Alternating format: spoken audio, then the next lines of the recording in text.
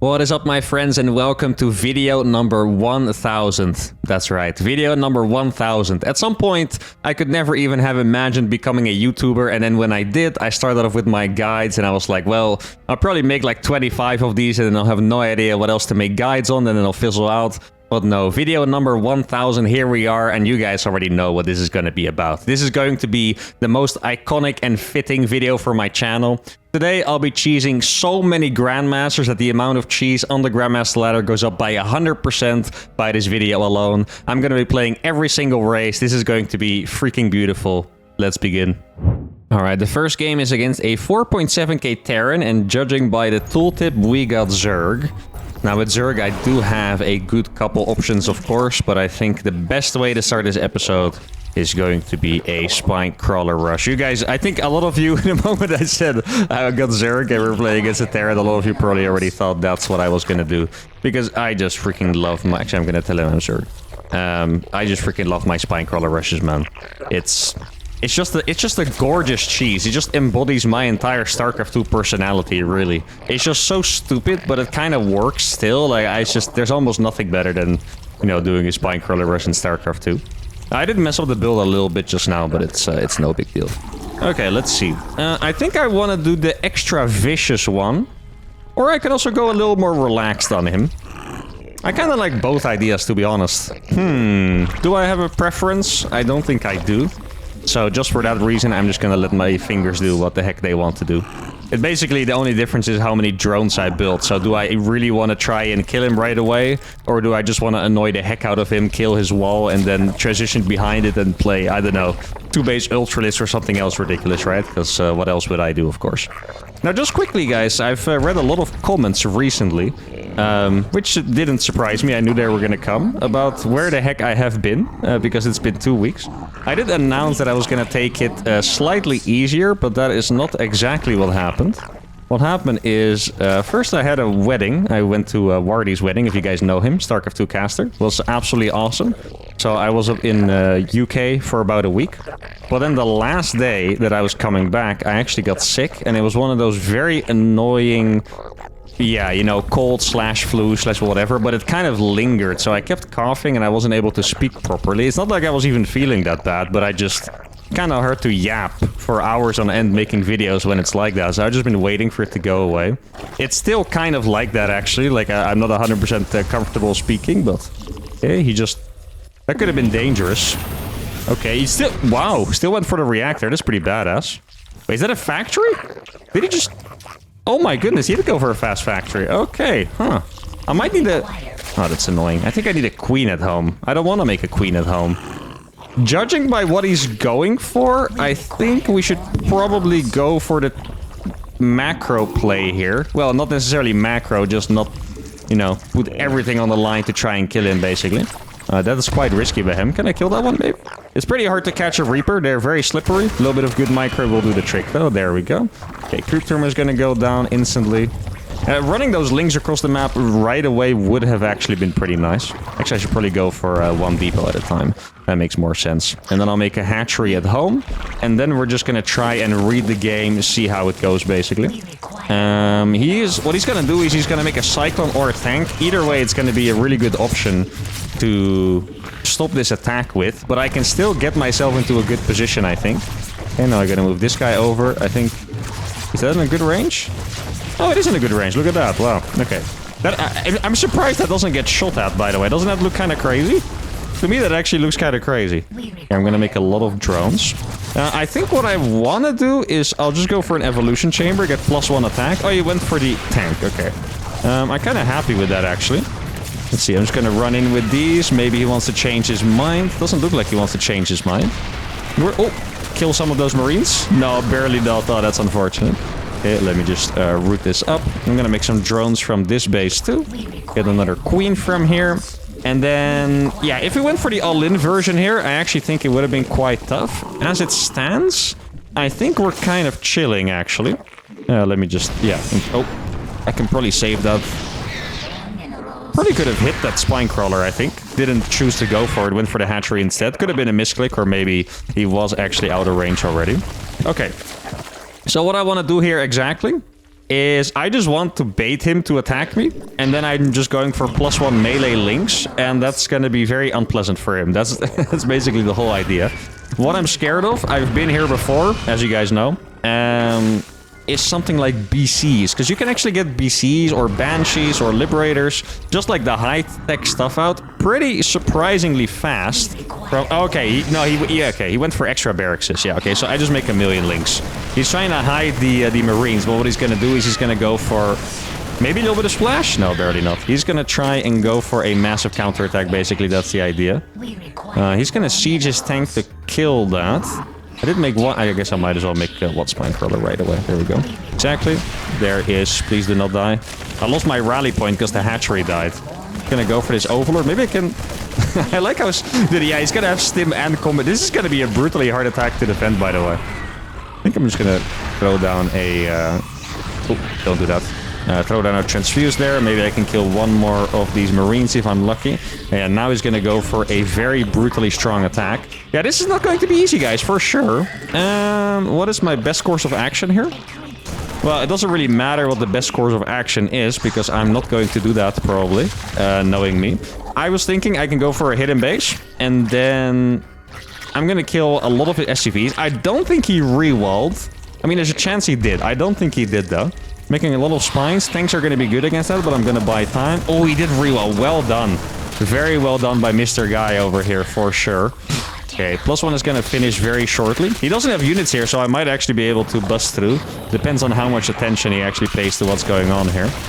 And he's going to repair that in time, I think. And yeah, now we're just going to be chilling out here in front. He does not want to go up there. Yeah, oh, he sees the tank way too close. Look at this. Wait. Oh, maybe it's only one barracks. It's possible that it's just one barracks, actually. I'm going to pull the drones for this, and now my links can come back. Okay. Keep in mind, he doesn't have a lot of scans, by the way. So he's actually not going to be able to get high ground vision that easily. Okay, the links are going to come back. I thought he was going to have stim with this, but it looks like he didn't. That was really nice splash damage on those Marines for me. Probably one more hit. Oh, barely not another hit on those Marines. That would have been beautiful.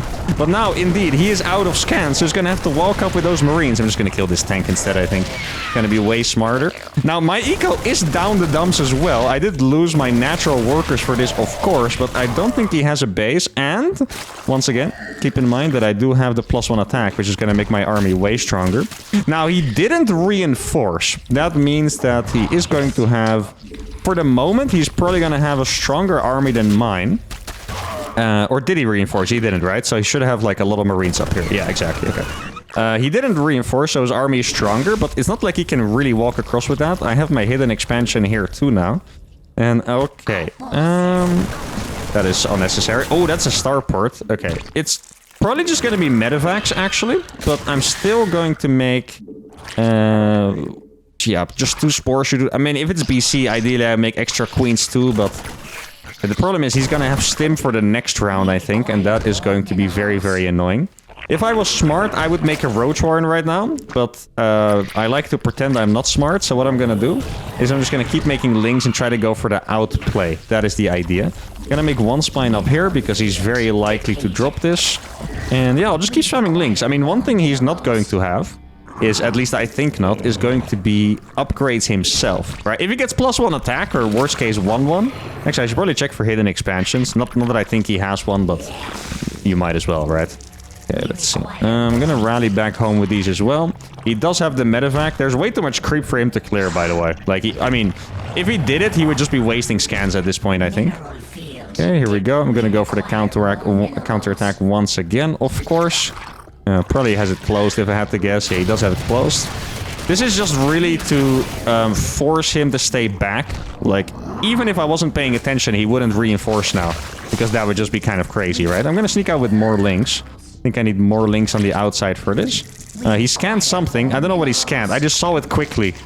Like, I caught it. You guys caught it, but I don't know where he actually scanned. Oh, that is a painful position, by the way. It's a good choice by him. I like that. What he's doing is he's elevatoring over here. Now, I can always start going to the other side of the map, of course. Oh, let me just make sure to not rally my links to their death. Look, this is so nice about having this spine crawler here. Yeah, he indeed has no upgrade, so my links are going to be very, very strong. If I knew he was going to do exactly this, by the way, might be interesting for you guys, I would have probably went for armor. instead of the attack upgrades, because Marines are going to hit me more often, assuming he micros his units, which he's definitely going to do, right? Okay, I don't really want to lose this, because I'm a little bit too late for that. It's a pretty good trade nonetheless. Yeah, I mean, like oh, wait, what did I just see? I see something that I shouldn't have seen, because that's going to be painful for him. He's going to lose either the Marines or the tank, or a mix. Oh, he's a move command too. I mean, oh no, he's going to lose all of it. Ooh, that is painful for him. I thought he was going to be able to save those 8 Marines, and he would have been able to, but he wasn't paying attention there, so that is going to be quite the blow for him. And that's exactly why you have the links on the other side, guys. Like, he just cannot, you know, reinforce his units at all. He's going to... Oh, that's pretty nice for me too. It is going to make sure... Oh, he's not paying attention? Or is he's so slightly late, I think?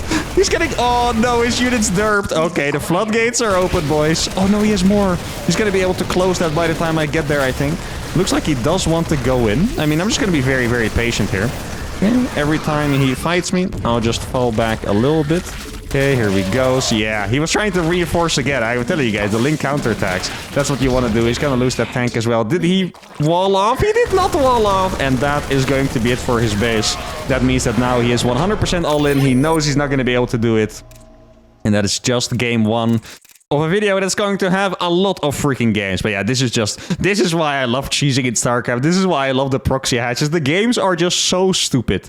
Normal StarCraft 2, very interesting, but it can get a little stale. This kind of StarCraft is never ever going to get boring. Fantastic start. I would say that his response to my build was actually quite good, but I really clutched up here. Like, if you see, I droned up to 31 because I didn't actually realize that he was going for the extra barracks until I went for the scout. Maybe I could have counted the Marines better. Maybe he did a perfect job of hiding it. I'm not 100% sure, but that's where my mistake was. Here, I could have already had 16 links, for example, and then holding that push is going to be way easier because I can catch it on the map instead. But like I said, fantastic warm-up game. Let's keep it going.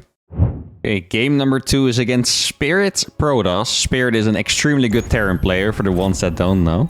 And I got Protoss myself. Okay, this is going to be fun because now I get to think extra, right? First of all, I have to figure out how to cheese in a PvP, which can be quite difficult, mostly for the reason that most people cheese in PvP, so you kind of end up cheesing a cheese, which is not always easy. But now I have to cheese a Protoss who is actually a Terran player, so probably plays weird, and I'm playing random. I do think I know how to go about this, though. What I'm going to try is I'm going to try to go for a Proxy Robo. The reason I'm going to do that is because as Protoss, what you very often do against random is you just wall off the low ground blindly. Now, he did get a map with a ramp, so that is going to make that a lot stronger. Actually, yeah, it is going to make it a lot stronger. So even in that case, it would be more of a 50-50. On maps without a ramp, it could even be a free win. But that's not going to be the case here. But anyway, I can just punish him for doing that. If he would open with a 2-gate, he would actually be insane, by the way. Because playing 2-gate against random, that's just... You're basically asking to lose like 2/3 of the time. I mean, some people would go for those odds, so, you know, I mean, maybe if you're playing as like a super good player, you could go for that. So, okay, now he sees I'm gonna go for the 2-gate. I'm not even going to be, any ashamed about it at all. I'm just gonna not even make the pylon and just build it right away. Normally what you can do is you can hide, you know, or fake, rather, a second pylon in your base and then proxy the third one. I'm not even gonna try and fake that. I'm just straight going on for the proxy. I do have to admit, I do not actually play like this when I play PvP normally. Because so many people are cheesy, I play the other way around. I play like extremely greedy and then try to make it work. I really just like to challenge myself when I do any kind of build with any kind of raise. Doesn't really matter. Okay, so I'm gonna go Robo first. Instant Robo is gonna go down over here. He is probably gonna try and find it, which I shouldn't allow to happen. Well, I mean, I can't really do anything about it, thinking about it. Like, it depends on whether he scouts there or not. I'm gonna make the pylon, then I'll get the warp gate, and then what I'm gonna do, let's see. He didn't wall off the low ground. Okay, so this is... Well, I feel like this should be good for me anyway. Like, he went for 1 gate on the high ground into expand. Okay, so he's gonna go for the gateway defense. Gateway into Robo. Okay. I do like what he's playing. I actually do like what he's playing. Not bad at all. I might be able to get away with this probe. Let's see. Depends on how much he wants to chase me, really. It is... No, actually, it's not that crazy to chase. He knows that I'm not going to be that close with my units. Okay. Actually, maybe I shouldn't have chronoed that. Okay. He didn't see the Robo, I believe. Did he see the Robo? I don't think he did. Okay, so it's going to be Prism, 4 Adepts, and then I'm going to follow it up with Immortals and all the good stuff. Maybe even an... Actually, I could make an Observer. It's not even that crazy of an idea. It is kind of crazy, but I'm going to do it anyway. I love how I changed my mind instantly there. That does happen a lot. I'll admit, it does happen a lot. Yeah, I'm going to make... Do I make a Sentry? I could make 2 Sentries. I don't really want to be honest. No, we're gonna skip that. Okay, I'll just put that over here. Then we're gonna fly into the main base and we'll see what kind of damage we can do. Should be a decent amount of damage, I think. It's really hard to play against this kind of stuff because he was focused on defending the front, right? And all of a sudden, this is in your main base. It's just really annoying to play against. And now I can also just do this, make it even more annoying. Let's see. I don't know what he's gonna have over here. Apparently nothing. Probably sniped that one pro. Barely not. Okay. We're gonna go back, and I'm just gonna keep chrono boosting my stuff. Now, what do I want to make behind this is the question. Really? How? What? How is that even possible? Okay, I was gonna warp in with my warp prism, but that just completely took my intention. I guess I just...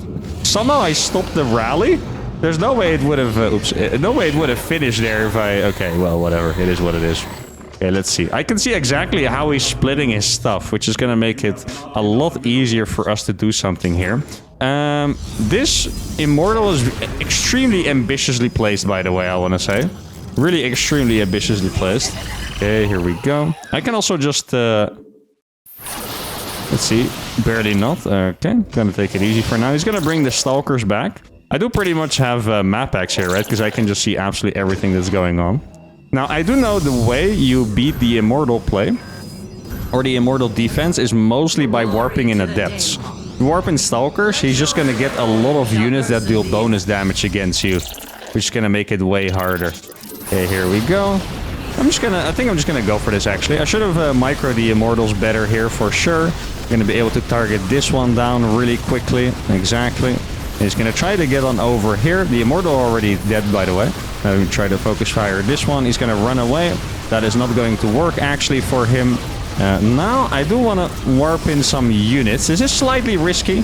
I do have an Immortal that's just chilling, by the way. A little bit of Immortal micro has never hurt anyone. Oh, would have been so nice to have a force field there.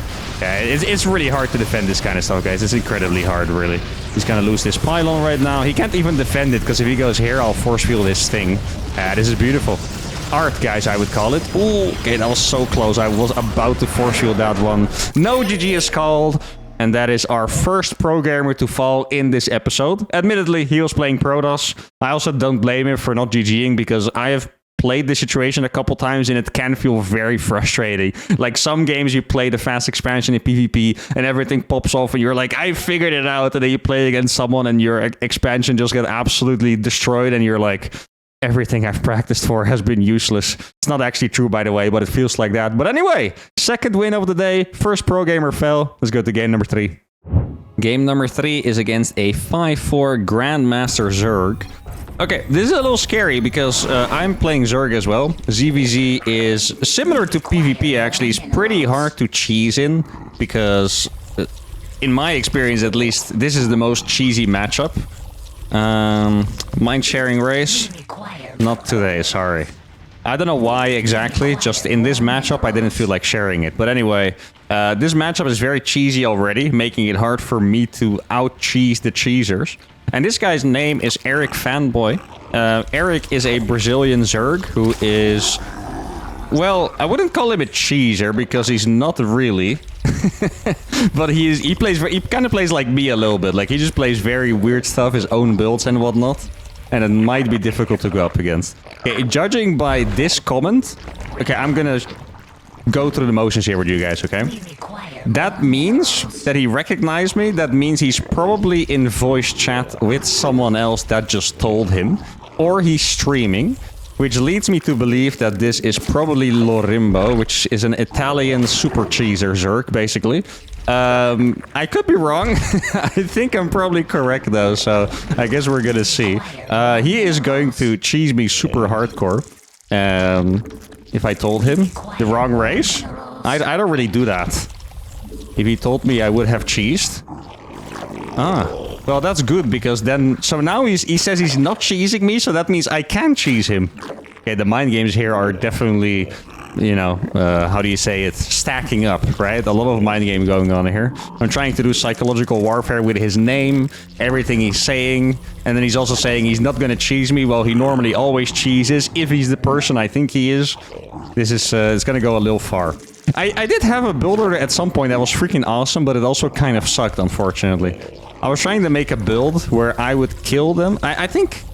Yeah, I did definitely show it at least once, I want to say. Wait, did I get...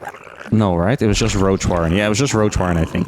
I showed it once, and I really thought I could make that build order into something amazing, but in the end I wasn't able to do that, sadly. And it is the +1 Burrow Roach attack. Now, I'm still gonna do it anyway, because why the heck not, right? Like, it's gonna be pretty cool.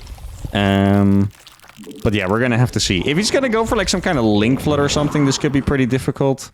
I'm gonna go for Burrow right away. Oh, wait! Yeah, no, it was actually +1. Okay, I confused myself. I was like, wait, I don't need the evolution chamber. I remembered there was an upgrade, but then I didn't remember which upgrade it was. I thought it was just Burrow, but no, it was Burrow and +1.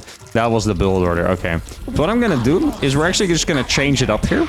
I am gonna go for 5 roaches, and then we'll transition out of it as much as... Actually, I probably shouldn't do that. If I... Well, I should transition, that's not what I meant, but I should at least make drones for my natural... Like, as you can see, I don't have money to spend my larva anyway, so going for the 3rd base seems like a little bit of a waste. I'm a little afraid that he's gonna go for a link flood or something. I think that could be difficult to defend. I'm just gonna try... I don't know if he has an overlord here, but I'm just gonna try to sneak around anyway. Burrow's gonna finish, and it's probably... Oh, about 20 seconds. I was gonna say 30, but about 20 seconds. So we're gonna get there when Burrow is going to finish. That is nice. I haven't really seen anything else yet. I'm very curious what he's gonna be cooking up here for us, guys. It's surely gonna be something. I don't know what it's gonna be, but it's gonna be something. Okay, so now he sees my roaches. He's probably like... Why on earth do you have roaches at this point? Good question. Okay. He's gonna go for roaches himself, but they're delayed. Oh, that's kind of funny, actually. Let's see. Oh, I can just get through that pretty easily, I think. Exactly. Look at this. Wow. The 5 roach timing attack. I haven't even had to reveal my Burrow yet, guys. This is crazy. Okay, here we go. He's gonna try to surround 2 of these. I love doing this build so much. It's so funny. There we go. You Burrow as well. And just so you guys know, this is why you do this build. Burrow roaches regen health faster. So these actually regenerate extremely quickly. Okay, let's see. He is making a spore crawler over there, so I'm gonna have to keep that in mind. I think I'm gonna go for 2 extra gases and the 3rd base. The spore crawler is going to finish some point soon, exactly. Okay, let's see. Can I get anything else out of this? I don't think I can, actually. I can burrow, like, a dude right there, but he can just move the spore, right? So, not necessarily something too important. But okay, this was pretty scary. Or this is about to be pretty scary, because I did make roaches behind, but it's also not the craziest amount of roaches. Guess I'll just go for a little evolution chamber wall. He's coming across with all of his stuff. That is interesting. I think he might try to kill my 3rd base. Do I have enough? I think I do have enough to fight him, actually, but it's a little scary, of course. Let's see. Yeah, he does realize that I have enough. He's going to try to kill the drone, probably. He's going for a surround. I think he forgot that I can burrow. So this is never really... I think I unburrowed one of them. This is never really going to be that good of a trade for him, right? Like, it's just... He's going to lose a lot of stuff for free if he keeps doing that. Okay, here we go. And now we're back. The drone did die, and now we take that base again. Actually, this build is so freaking awesome, but it's, as you can see, like, you need a lot of things to go well for you. I'm afraid that he started upgrades. I'm not sure if he did. I think he did start upgrades. I'm gonna get missile. I guess what I could do is I could go for... I could go for 1-1. It just feels a little expensive somehow. I could go for 1-1. Or I could just do it like this. He's not going to have a spore crawler here, keep that in mind. So that is obviously going to be nice. Here we go. Okay, let me actually start the upgrade before I forget. He's making an overseer now. Let's see. Okay. Gonna make sure to do my burrow micro well. And now he's making an overseer. Let me just bait him away from these. Okay, now we unburrowed it. Wait, this is actually a pretty decent fight here. Look at this. We have more roaches than he has here. Okay, I'm just gonna bait him over there. I'm just gonna burrow roaches anyway, because they are going to be healing up. Okay, he did make a lot of lings. Yeah, he did get that +1 attack. Wait, can I kill that? Oh, I denied the Ravager. Look at that. That's actually sick. Yeah, I'm just gonna bait him over here to the right side, so he has to follow this. Because he has to follow it with the overseer too. That's the annoying part for him. Okay. What is the situation of this game? I actually have no idea, honestly. My upgrades are pretty good. Are they good enough? That I genuinely do not... Where are you going? That I genuinely do not know. I'm just gonna spam roaches, really, from this point on. Okay, here we go. He's gonna try to fight that. He's gonna fight it pretty decently because he does have the upgrades, but it's also just not going to be that efficient to do, as you can see. Yeah, he's losing a lot here, guys. He really is losing a lot. And I can burrow the roach! And the drones! Oh, isn't it gorgeous, guys? Isn't it gorgeous? This is so cool.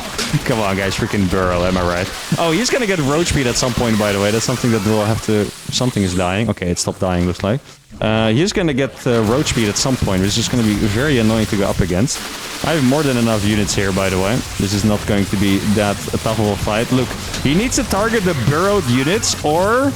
they're just not gonna die. Even if I burrow them in front of him, like, they lose the priority of target. Okay. Now, my 1-1 is about to finish. I guess what you do is I just... Oh, that's... I don't know why you were out there in Tokyo, my friend. It's a little bit of a... well, yeah, it's a small mistake, but it's a little bit annoying. Here we go. I mean, it's a lot of lings I'm going to be able to kill here. You see, even that was annoying for him, right? Let me unburrow these two. And I'm going to burrow all of my roaches here. I should have made the lair a while ago, I think. Yeah. No, I mean, it's fine, though. Oh, there's a... I was wondering where the hell that drone... I was looking for the drone. I couldn't find it. I found it in the end. Okay.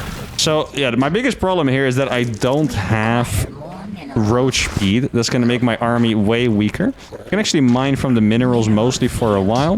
Then I'll make additional drones. Let's see. Yeah, his roaches don't have +1 attack. This is a scary moment here, guys. I feel like this could be a little bit of a game decider here. Let's see. I mean, my army is pretty... Guys, look. I can... Yeah, this is actually nice. Look, I can... Oh, let me just do some burrow micro over here, of course. Yeah, the burrow micro is so freaking cool, guys. How cool is this? Oh, man, that is so freaking... Can you guys believe this game? Come on, guys. Come on. I'm gonna applaud for myself here. This was so cool. He was okay. Wow, this is nice to see. He went for mutas, and that means that this was the best timing I could have hit. If I didn't attack right away, and let's say I waited for the lair to finish, then roach speed, the mutas probably would have killed me, I think. Like, I could have walked across, but then the mutas would have been hitting my roaches all the way, and then he would have been able to make drones behind it, blah, blah, blah, blah. But how cool was this guy? I can't believe this. This is actually just...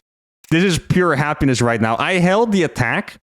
Like, the burrow drones probably saved me about 5 drones or something. Oh, here were the links that were attacking. I saved, I don't know how many roaches, maybe like 20 roaches. I wouldn't be surprised if most of the roaches I had here were maybe like 50%, 30%. I don't know how many. It was a lot. I saved them because of burrow. And even in the big fights, it was so good. He had the detection, but the units just stopped targeting them by default. And you can't really individually target burrowed roaches that are under roaches that are still standing incredibly hard. I'm so happy I went for this strategy because this was literally the coolest game I've ever played with this strat. I couldn't be happier. Let's play some more.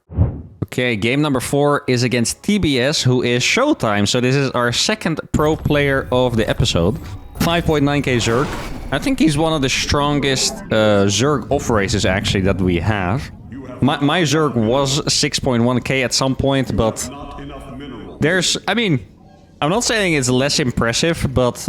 Somehow, when I get high MMR, it doesn't necessarily feel like I'm good at playing the race. I don't know how to explain this. I'm not sure if you guys understand what I'm saying here. I know that a lot of you would disagree, by the way. I'm not saying I necessarily agree with this statement either. But the way people view it is that since he plays like very standard macro stuff, he is better at how Zerg is like supposed to be played, if you will. Oh, that's a slightly misplaced pylon, actually. Whereas I just kind of find like a lot of tricks and a lot of memes, but if you would put me in a standard Zerg macro game, I mean, it's not like I would suck, but I would relatively suck, I guess, compared to my normal style. That was a sick time, by the way, that I got 6.1k with Zerg. That was actually kind of crazy. Nowadays, well, to be fair, I think it's been a while that I've actually try-harded with Zerg. In fact, years. I think these days I only kind of play Psychotic.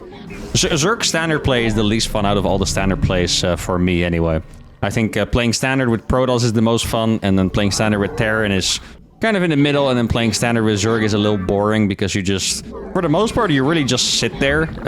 You know, you focus on getting a really good early game, and then you're ahead, and then you kill them at some point. But there's no, like, at least not aggressively outplaying the opponents or tricking them. You don't really see a lot of that, and that's what I obviously like about StarCraft. So when I play Zerg, I only play Psychotic stuff. Admittedly, it is a bit underrated. A lot of people think that the cheesy baboon playstyle is bad with Zerg. I don't actually think it's bad, it's just... I don't know, maybe at like the tip-top level you could say that it's worse than doing it with the other races, but if you're around 6k, which is quite literally top 50 Grandmaster, so that's a very big sample size, right? Like, let's say everyone outside of the top 20, I think Zerg cheese is actually quite good. Now, what are we gonna do here? I want to do something with a Stargate, but I don't know what exactly. Actually, maybe what we could do is we could go for the Tempest opening. I do like that idea. I had a build a while ago that I really don't remember how to do, but I would go for, I think, 5 Tempest. Does that sound right? I think I would go for 5 Tempest, and then you can one-shot Queens, and then I would go for a Blink all-in after, pretty much. That was the idea there. Gonna go for a double chrono on the gateway. I'm gonna go for a Void Ray, I think. Could also go for a Phoenix. I just want to make sure to kill the Overlords pretty much. So it doesn't really matter which one I go for. But I do want to make one of them. I think we're gonna go for the Void Ray because it's gonna be a bit stronger across the map as well. So the Void Ray is gonna be coming out shortly. I don't know if I want to chrono boost that actually. Probably don't have to. Okay, let's see. I'm just gonna go for with this in the main base. I think it's quite annoying to go up against really. Okay, going for the gateway over there. Void Ray is gonna come up soon. Okay, let's see. I'm just gonna run away with this for a while, and then I'm actually gonna have to cancel that. Oh, he missed micro that a little bit. That's nice for me. Look at this. I think we might be able to get 2. Let's see. Micro is good on his side. That one is gonna die because it's stuck. Yeah, exactly. That's quite nice. There we go. Okay, the Void Ray is now out. Oh, I did need to make a third adept. That's a slight mistake by me. Okay, I'm gonna fake an Oracle here, actually. There we go. I'm even supply block, so I literally cannot build that. Doesn't matter, though. Okay, so that is now dead, and then we start that thing. You come back over here. Now, I made these gases that ideally he doesn't see. Oh, no, this could be the game. And they're right here. Barely not. Okay, thank goodness. That would have been devastating. Now, this is the exact moment where he's going to start getting a little bit suspicious for sure, I would say. Because right now, I should be having something a little more. I could try and fake the third base. I think it's not a crazy idea, actually. Okay, here we go. Try and fake that. Okay, I can also attack this with my third adept. It's going to be okay. Make sure we don't die against the queens over there. The Void Ray is pretty much my controller of the game, right? So I don't want that.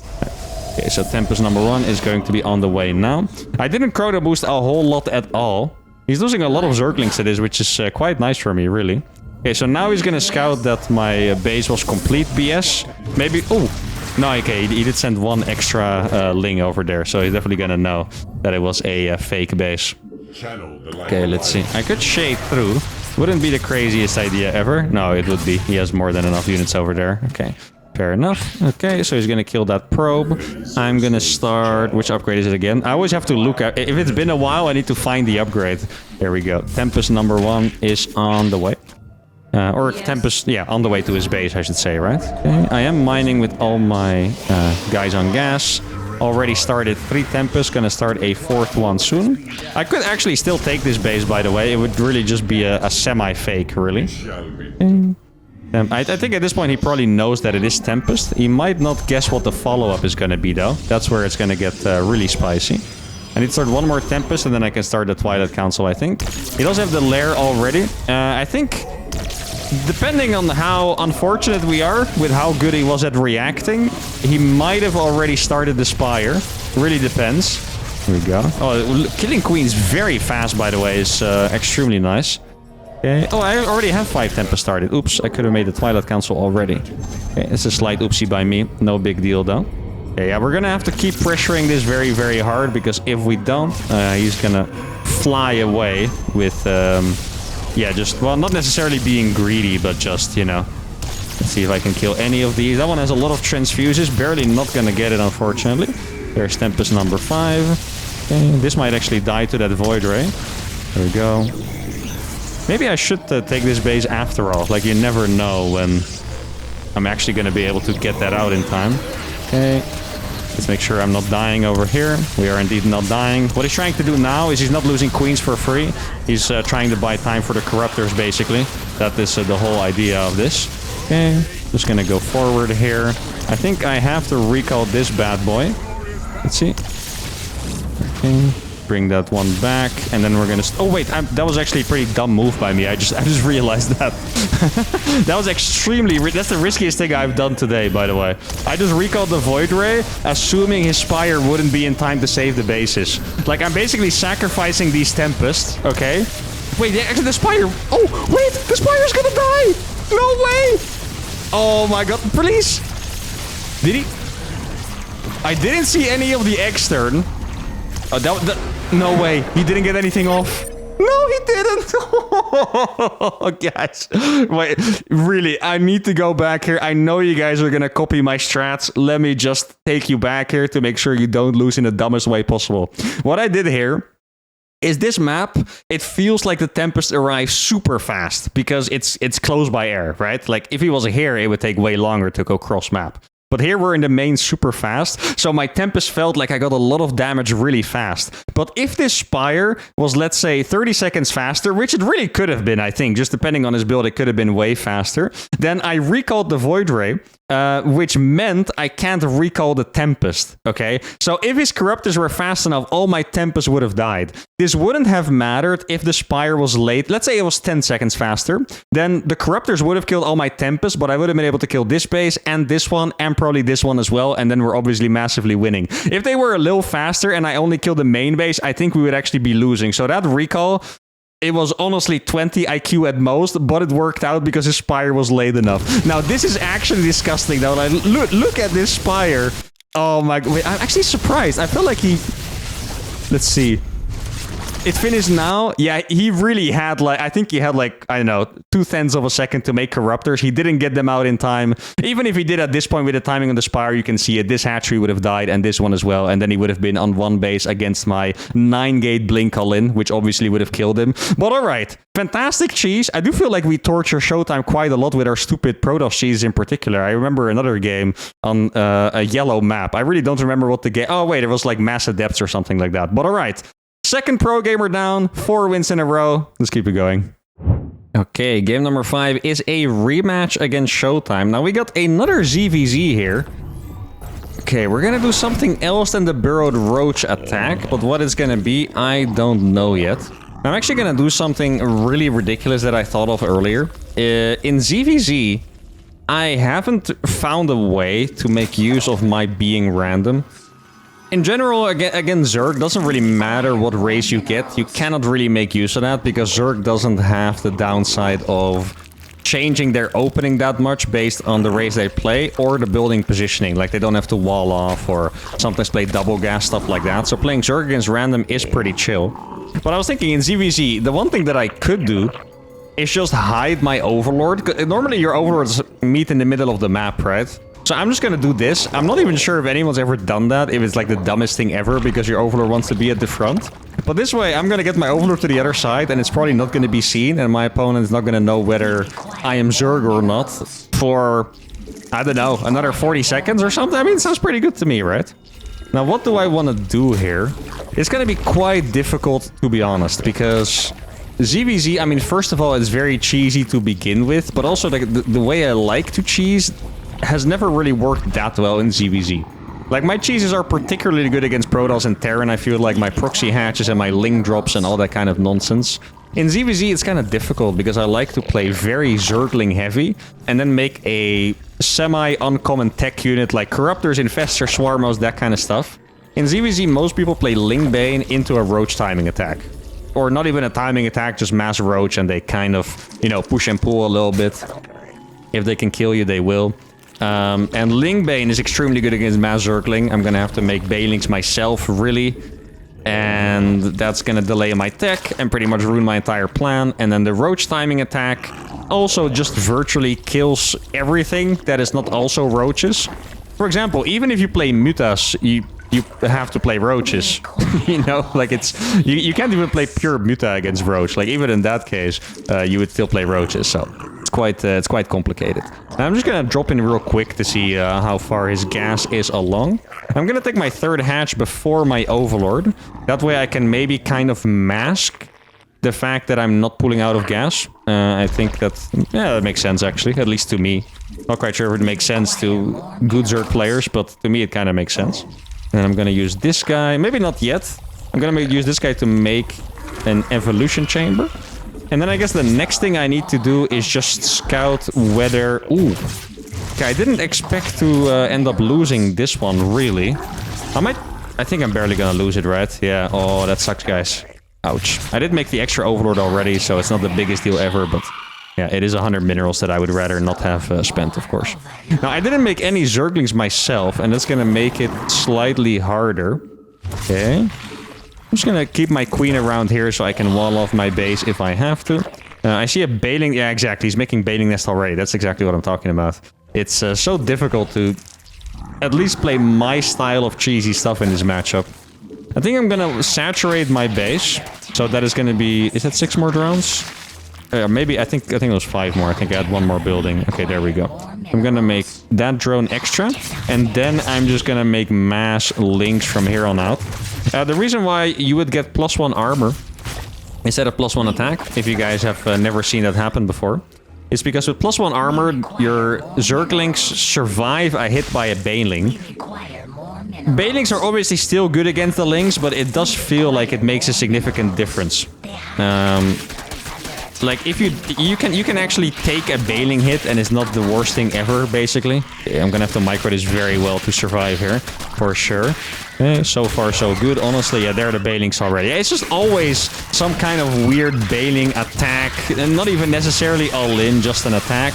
Couple splitties! Oh, actually, not bad at all, I have to say. How many drones did I lose? Like 4 or something? Oh, that's actually pretty good. Wait, did I actually only lose 4? Am I the goat? I don't think I am. Definitely not of Zerg anyway, but that was legit pretty good. Okay, so... Can I deny those Banelings? I don't know when exactly they built. Getting at least 2 would be nice. There we go. 2 Banelings denied. He's making more. Okay, then I'm just gonna fight. Dude, I literally need like 4 links. Oh, I actually triggered one on the back end. That's quite nice. There we go. I know he has a red HP one morphing. Yeah, he's actually going pure all-in. My +1 armor is almost here, guys. Literally give me a freaking couple seconds is all I need. Okay. With +1 armor, I think we're gonna be able to clutch this fight. The micro is good, though, let's be honest. That was good micro. I think, yeah, we actually got that Baneling kill as well right before. Okay, so there is another Baneling coming in over here. Just gonna make sure to target that down. I'm not quite sure if he realized my armor upgrade finished. That's what look how good my links are doing, guys. That's all +1 armor, baby. That is actually beautiful. Wow. Now, I guess at this point, he's still sending links like absolute crazy, by the way. At this point, I might as well... Okay, but he's still all-inning. Holy. I'm actually gonna make a lair, because why the heck not? I saw the Banelings morph. I guess he pulled them back, right? Yeah, probably did pull them back. Okay, then I'm just gonna go across. Did lose 3 drones, it looks like, off the back of it. Okay, I'm just gonna fight over here. I think maybe, yeah, he actually canceled the Banelings entirely. Okay, so he morphed them for a little bit, and then he canceled them. Don't want to fight against the roaches, so we'll back off from that. Now, this is when things get a little bit problematic, because roaches are just so good against lings. I'm actually going to cancel this lair. What I'm going to do is I'm going to play Zergling Ravager. That is the idea that I have. Yeah, he's still making Banelings. I moved a lot of his... it's just a couple too many roaches. It feels like it's so close for me being able to break through, but just barely not. Like, it really is just too many roaches. Okay. What I'm gonna do then is send you guys over here. Okay, I'm gonna go up to 45 drones. I'm really not that good at knowing how many drones I can make in a ZVZ. I really find it quite difficult. Oh, dude, he was just in position. That is painful. Now he sees my roach warren. Okay. Couple banelings over there. Let me just... actually, barely... I wanted to send 2 links. Barely not going to be enough, I think, to force that. Or maybe I got it anyway. Yeah, looks like I did. Okay, good. Can I make more drones? Probably. I think. Yeah, I could have made a couple more for sure. Let me just kill that creep tumor. Not for any particular reason. I just felt like being annoying, really. Okay, the gas is saturated. And now what we're going to do is we're going to play Zergling Ravager. Which is not always easy to do. Doesn't have upgrades yet. I'm about to get 1-1, by the way. So that's pretty powerful. Oh, there's actually one... spot missing on my gas geyser, which is a bit annoying. Okay, so we're gonna morph a couple of Ravagers. We're gonna move across with these, and then this is going to be our final attack. Really, that's pretty much what it's gonna be. Our final attack. Okay, I'm gonna click a million links around. He sees that too. I mean, he should be 100% aware of what's going on. There's absolutely no doubt about it, right? Yeah, I cancelled my lair for this one as well. Whew. I'm actually kind of excited for this. I don't really believe it's going to work, to be honest, but I'm still kind of excited, to be honest. Can't lie about it. Oh, that's Overlord. I was wondering what the heck that massive blob of stuff was that was coming across. Yeah, I don't know where the banelings are. Those are a couple of banelings. Okay, let me just... Like a pretty good micro, actually. Does he have upgrades? He does not have upgrades yet, but then again...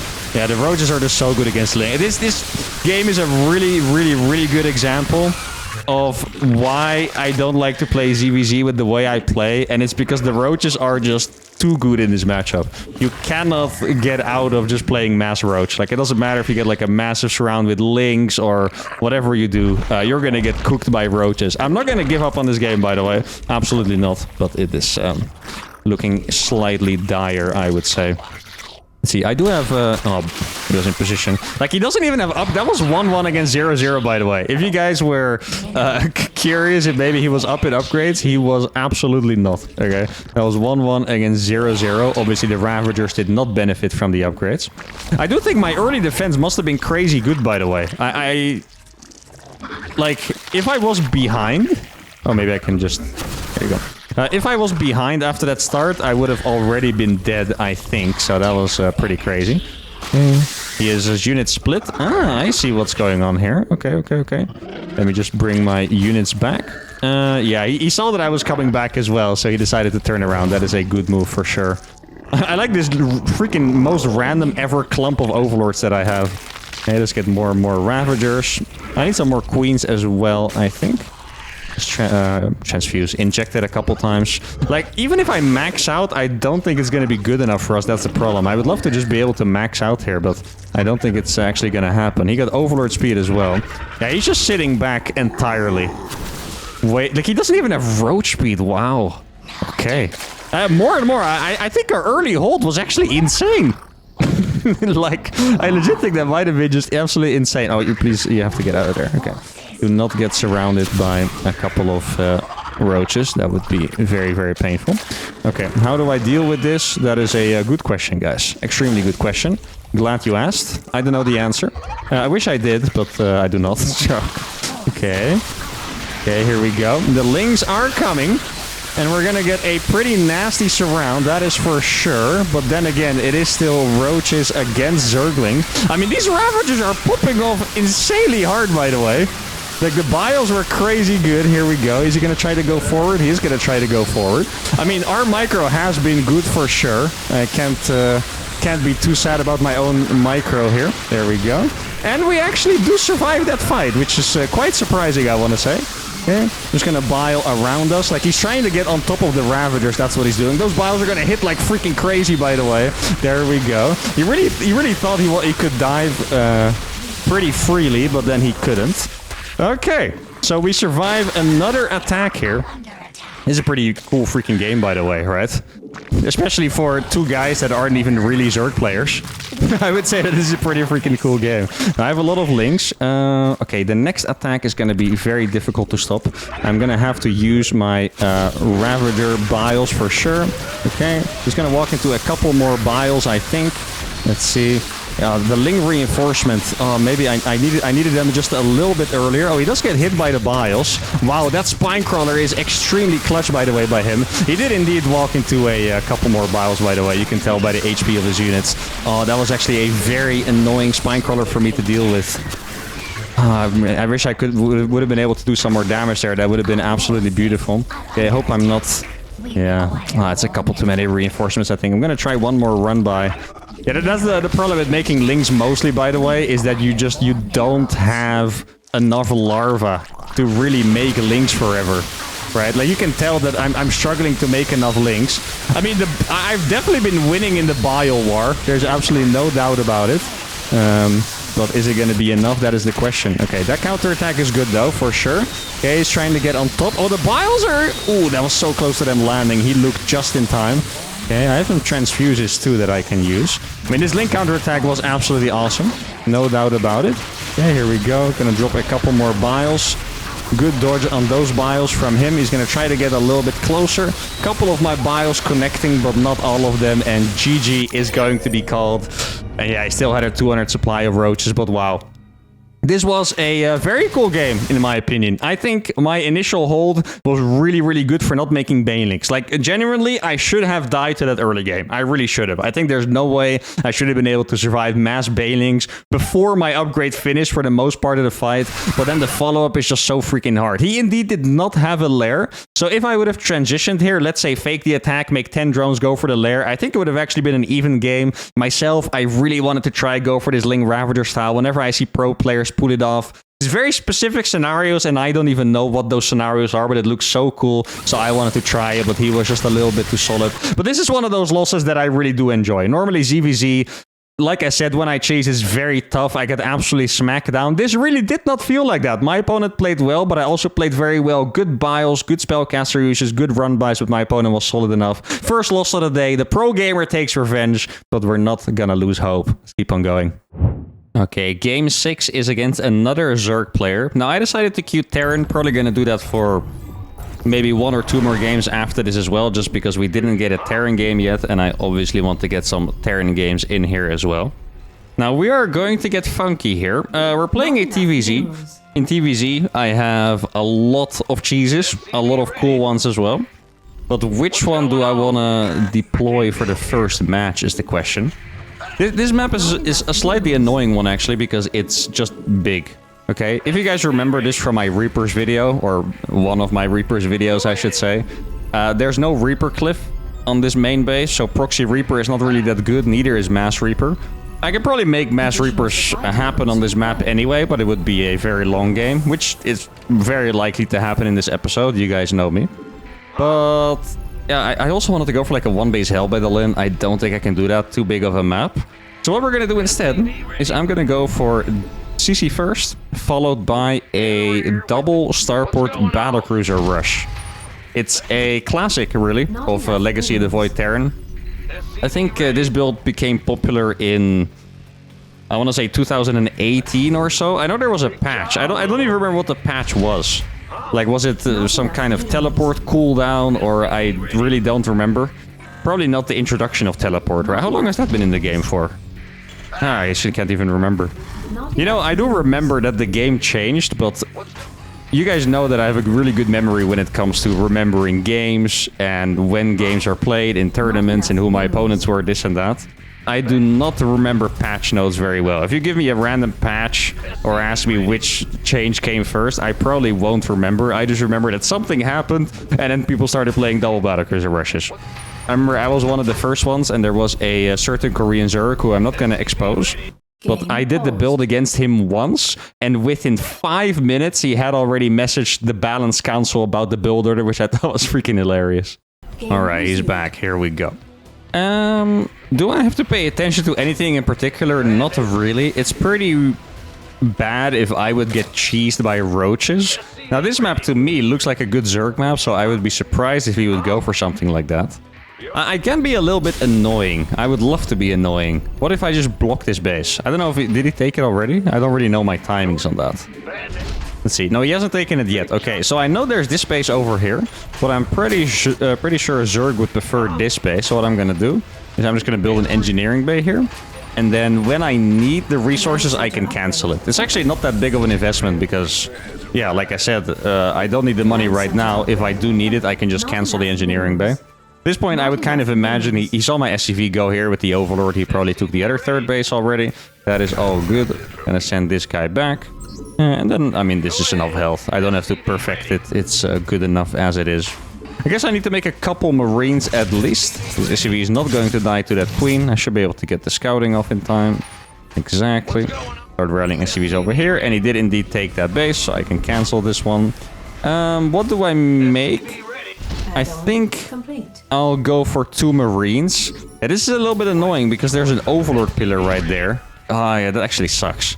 Yo, this map is annoying, guys. I feel like all my cheeses have something against them. Like, here there's an Overlord pillar that's literally just looking at my gases.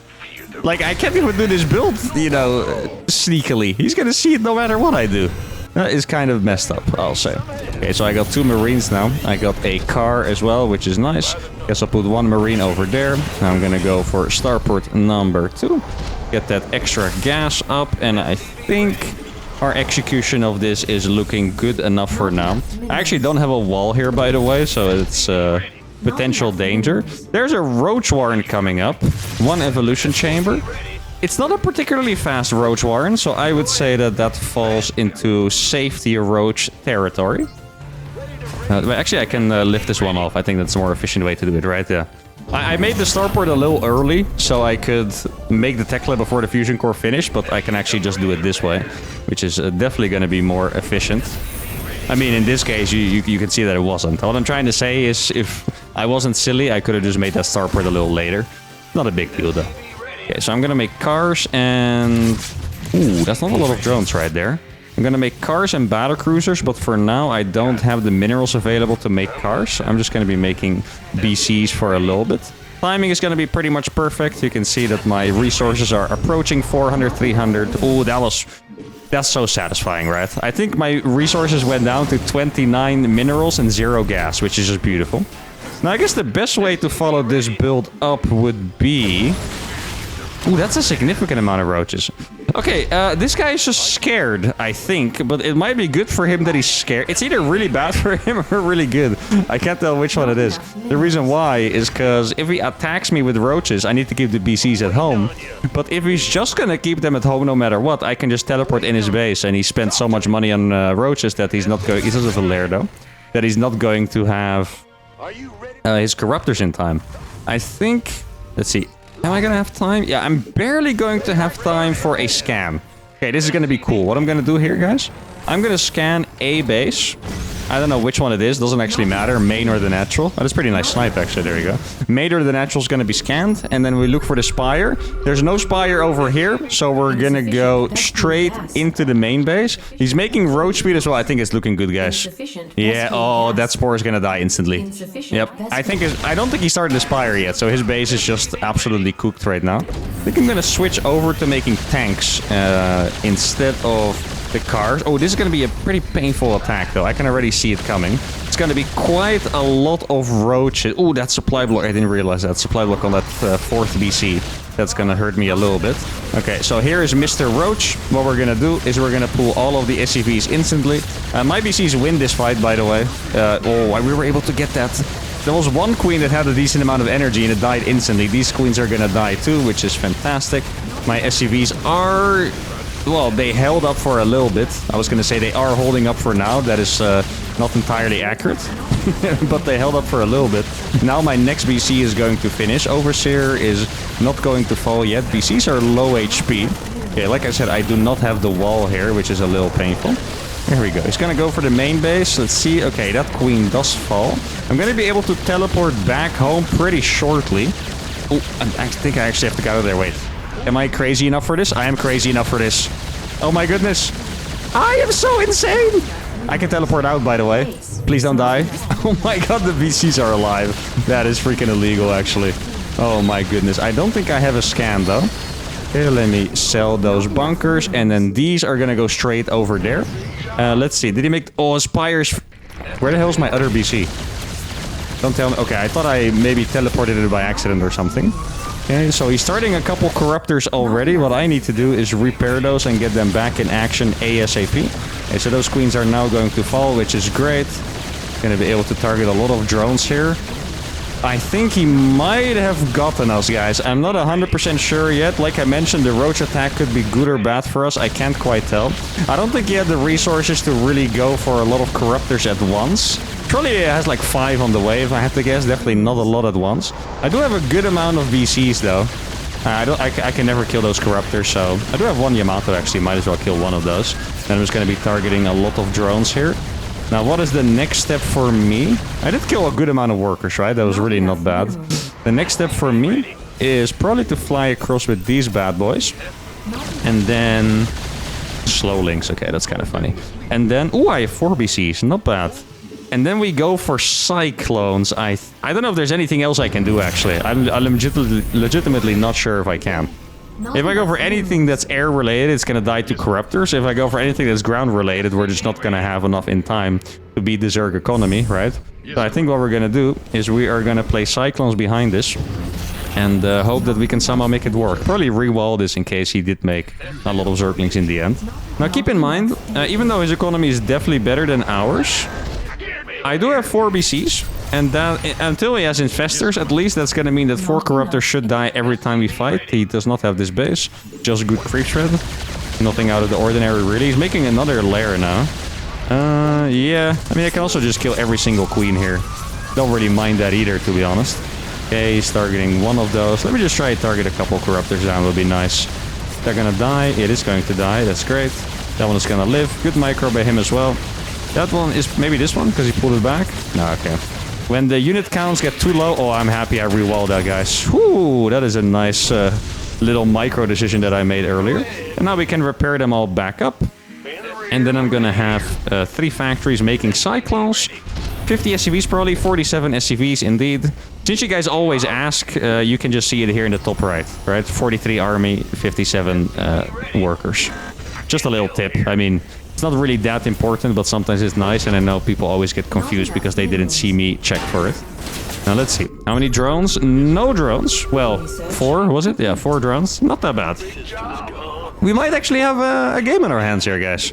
I kind of thought we were cooked after that start, not gonna lie, but we might have something to play for here. I do need to get this base up pretty desperately, though. Wait, Is my camera hotkey broken? Hey, why is it not working? Oh no, it is working. I think I just butterfingered it or something. Not quite sure. Yeah, that's not going to do anything. Does he have upgrades? Armor upgrades on the Lynx. Actually, that was very likely intended for the Roaches. If you guys are curious why on earth he has 1 armor upgrade on Zerglings, it's probably because he wanted to make mass Roaches. It's a pretty common style these days. Very strong, relatively new invention that Zergs only go for armor. Because your units don't get to attack that much when you play against the Bio Terran, right? Like most of the time, the Bio is just kiting away. Okay, this is going to be a pretty nice grab for me, as long as I save my SCVs in time, which I did. Okay, gonna kill 4 Corruptors for 1 BC. Really not that bad. Maybe it's it could be time for a little counterattack. This is a little crazy by me. But I do like... I mean, he just lost what I want to assume were most of his links, right? Okay. BCs are not allowed to go here. Let's see. If he made too many links, then we're going to be in a bit of trouble. He's making Roaches. Okay, love to see that. That is good news. Roaches are just way more kiteable. Not necessarily bad for him that he's going Roaches, but it just means that I can have a little more fun here. Oh, he did not see these. At least not for a little bit. Oh, that's a lot of free extra damage that I got. That is great. I probably want, like, he had way too many Corruptors, like just an obscene amount of Corruptors. Oh, he wants to get the BCs, but instead he's just gonna take a lot of damage. The problem for me, him having so many Corruptors, means that he can very easily bust through my defenses, because my BCs are not going to be there to shoo the Roaches away, basically. That's the idea. Now, actually, this is a pretty nice catch here. Oh, look at this. Also a nice catch. Yo! Not bad, guys. Hey, we're actually doing pretty well here. Look at this. Nice. This is an awesome little moment for us. He's going to try to get through here anyway. Okay, I think I'm going to go for a scan here. Let's see. Killing those Corruptors would be so nice. Oh, we actually get all of them. Perfect. Okay. Can you stop? Thank you. But now he has to make the corruptors again, which is not something that he wanted to do, right? So that is pretty great. Now, what do we do here? Probably Hellion run by on the left side. Battlecruiser, yeah, flyby. I mean, it's not really a flyby. If he wants to see me, he would have seen me by now. On the right side. And then let's see if I can do some additional damage. Yeah, the truth is I'm still incredibly far behind here. But these are kind of games that you can kind of win by accident, you know? Obviously, I'm doing the moves that I need to make to win this game, but you always need a little bit of either misunderstanding or just, you know, a little bit of a mistake from your opponent to get the dub in these cases. Let's see, he's making a lot of ground units. No extra corruptors yet. Could be hiding them. Could also be switching up to something higher up the tech tree, I think. I can also... Well, you know what? I'm just going to do this. I'll let him bile me, because there is not enough... ooh. Okay, oh man. Barely not enough damage on these, huh? Yeah, that's going to be... Oh, it doesn't die! No way! Man, corruptors are even better than I thought. I didn't know that was possible. That's kind of crazy, actually. I was very consciously trading my 2 BCs for that hatchery at the end, but I still didn't get it. I really didn't expect that I would actually have to stay around. That's kind of crazy. Okay, are you ready? Woo! Oh baby. Oh baby. That is yeah. I mean, I still have 2 BCs, right? No, only 1. Okay, that sucks. Let me lift this bad boy off before I forget about that for eternity. Yeah, I guess I can just send it around again. That was a little bit of a gift by our opponent. You have to appreciate gifts when you get them. I really don't want to complain about them, that is for sure. Hey, I could actually make Liberators because he lost so many Corruptors, by the way. Sounds like kind of a crazy idea, but might not be that crazy in the end. And let me get a turret up here. Yeah, I know his units are nearby for sure, so there's not even any point to even checking. I know the units are right there. Oh, it's a lot of Lings. Actually going to be a pretty okay trade against the Lings, as you can see. Yeah. He ran away with the Lings, so I can save half my Hellions. That's nice. Okay, he still doesn't have... Does he have another base somewhere? It's a little suspicious that he doesn't have that base, guys, I'll be honest. Okay, I think he saw my BC, but didn't pay attention. Okay, there are a couple of infestors. Oh, I can kill it now. Hey, there we go. And now I can actually kill that and teleport away, which is great. Hey, if he's still on lair, we might actually have a good push going on here, guys. I just assumed that he would have had a hive by now. Is there a chance he made 2 lairs? I guess it's technically possible. Would be a little crazy, but... Hey, is that more free corruptors? Let's go! Okay, so he's counterattacking with a bunch of stuff. I guess I'll just run away from that for now. I mean, this looks like a pretty decent fight for me, right? Can't really complain about this too much. Losing pretty much all of his units over here, including Banelings. Do I have enough here? I do have enough back at home. This BC is going ham just because he lost those Corruptors a couple times, which is quite hilarious, actually. Is it gonna live? It is still going to live. Perfect. And ooh! Yeah, wait, I completely forgot that he did have those Infestors. Indeed, he did. Oh, he completely forgot about them then. That's, yeah, I mean, I did say, like, what is it, 2 minutes ago or something, that we need a little bit of luck here. A couple of mistakes from my opponent. He is definitely making those mistakes, I would say. Like, not drastically, right? Like, he's not completely throwing the game or anything like that, but... You know, losing those... I mean, okay, losing 20 Corruptors or 15 or even 12. I don't know how many it was. That's obviously pretty drastic mistake. But besides that, it's just really not that bad. It's just a little bit here and there. Losing a couple drones too many. Still has not taken that base, which is insane. I think I just saw something walk into there on the minimap. Like maybe a Zergling or something? Not quite sure. I can tell my upgrades are terrible. Oh, the final Corruptors are gonna die as well. That's great. Not that it mattered too much, but it's quite nice, right? I think I would like a planetary here for later on. I think that is a good idea. Okay, I'm gonna go up to more Cyclones now. Gas count is pretty good. I guess you want to make sure to not attack too early. Like if I move across the map too early, then we're gonna get owned. But he is giving me the opportunity to siege my tanks in very nasty positions. Look at this. Yeah, these things are amazingly positioned here. Still, he does not like bases, guys. He really does. Like, I would have expected him to have the 5th base like 10 times already, but he has just not taken any of them. That's kind of insane. GG is called. Wait, he is actually dead as well. Did I play 5 times better than I expected? Okay, what I was expecting here, after that last fight in particular, I thought he would have no money, but he would be maxed. That's what I was expecting, okay? But instead, he was 135 supply. Wow! Hey, guys, I played better than I expected. Let's take a little look at the middle of the game. Okay, yeah, so I was definitely right that we were in like a slightly tough spot, right? Because here, I think... I do have 5 factories, but ideally you'd be on 8 or you would still be making BCs. I'm on 5 factories. 4th base only started. He has a saturated 4th base, and he's making Infestation Pit already, and he has double Evo. Yeah, I would say that we're probably... Actually, I was going to say slightly behind. No, it's accurate, slightly behind. Yeah, we're not super behind. It's also not even. We're definitely slightly behind. Huh. I guess giving those 15 corruptors definitely was a bit of a deal breaker. Longest game of the video so far. First Terran game. I know a lot of you really love my Terran games in particular, and I think one of these games really shows why, right? Like, even if you go off the rails, you play very weird, you can just get amazing games that prolong, and Terran has all these fun tools to harass here and there. Battlecruisers, Hellions, Cyclones, you name it. Awesome game. I'm probably going to play 1 or 2 more Terran games before going back to random. Let's do it. Okay, our second Terran game is against another Terran. We're playing on Maganatha. Now, the map doesn't necessarily matter here, because I am really feeling a Proxy Thor here. Let's see, did anything change that would allow me, or would allow my opponent to defend that easily? I guess the Cyclone is quite strong now because of the, what's it called, the cooldown of the lock-on bug, right? So it locks on way more often. Normally why any build with a Medivac, Warp Prism, those kind of things are good against Cyclones is because the Cyclones lock onto your unit, you pick it up, the lock-on cancels, and that's very annoying for them, right? But since the lock-on refreshes so fast now, it's not necessarily the best counter anymore because they can just lock on again. Obviously, it's still good, right? But it's not going to be as powerful as before. But still, my mind, just, I don't know why, maybe you guys could even see it in my eyes. The moment I saw a Terran, I wanted to do a Proxy Thor. And Proxy Thor against Terran actually is not that bad. It's, I mean, it's one of those builds where you have to feel like if they play correctly, they should win, right? It's just, I mean, it sounds dumb, Proxy Thor, and I'm gonna fly them in his main base as well. And you would imagine if he plays well, he would win, but it still has a surprising amount of power. Now, I am gonna go for the full-on proxy, so I'm gonna build it over there.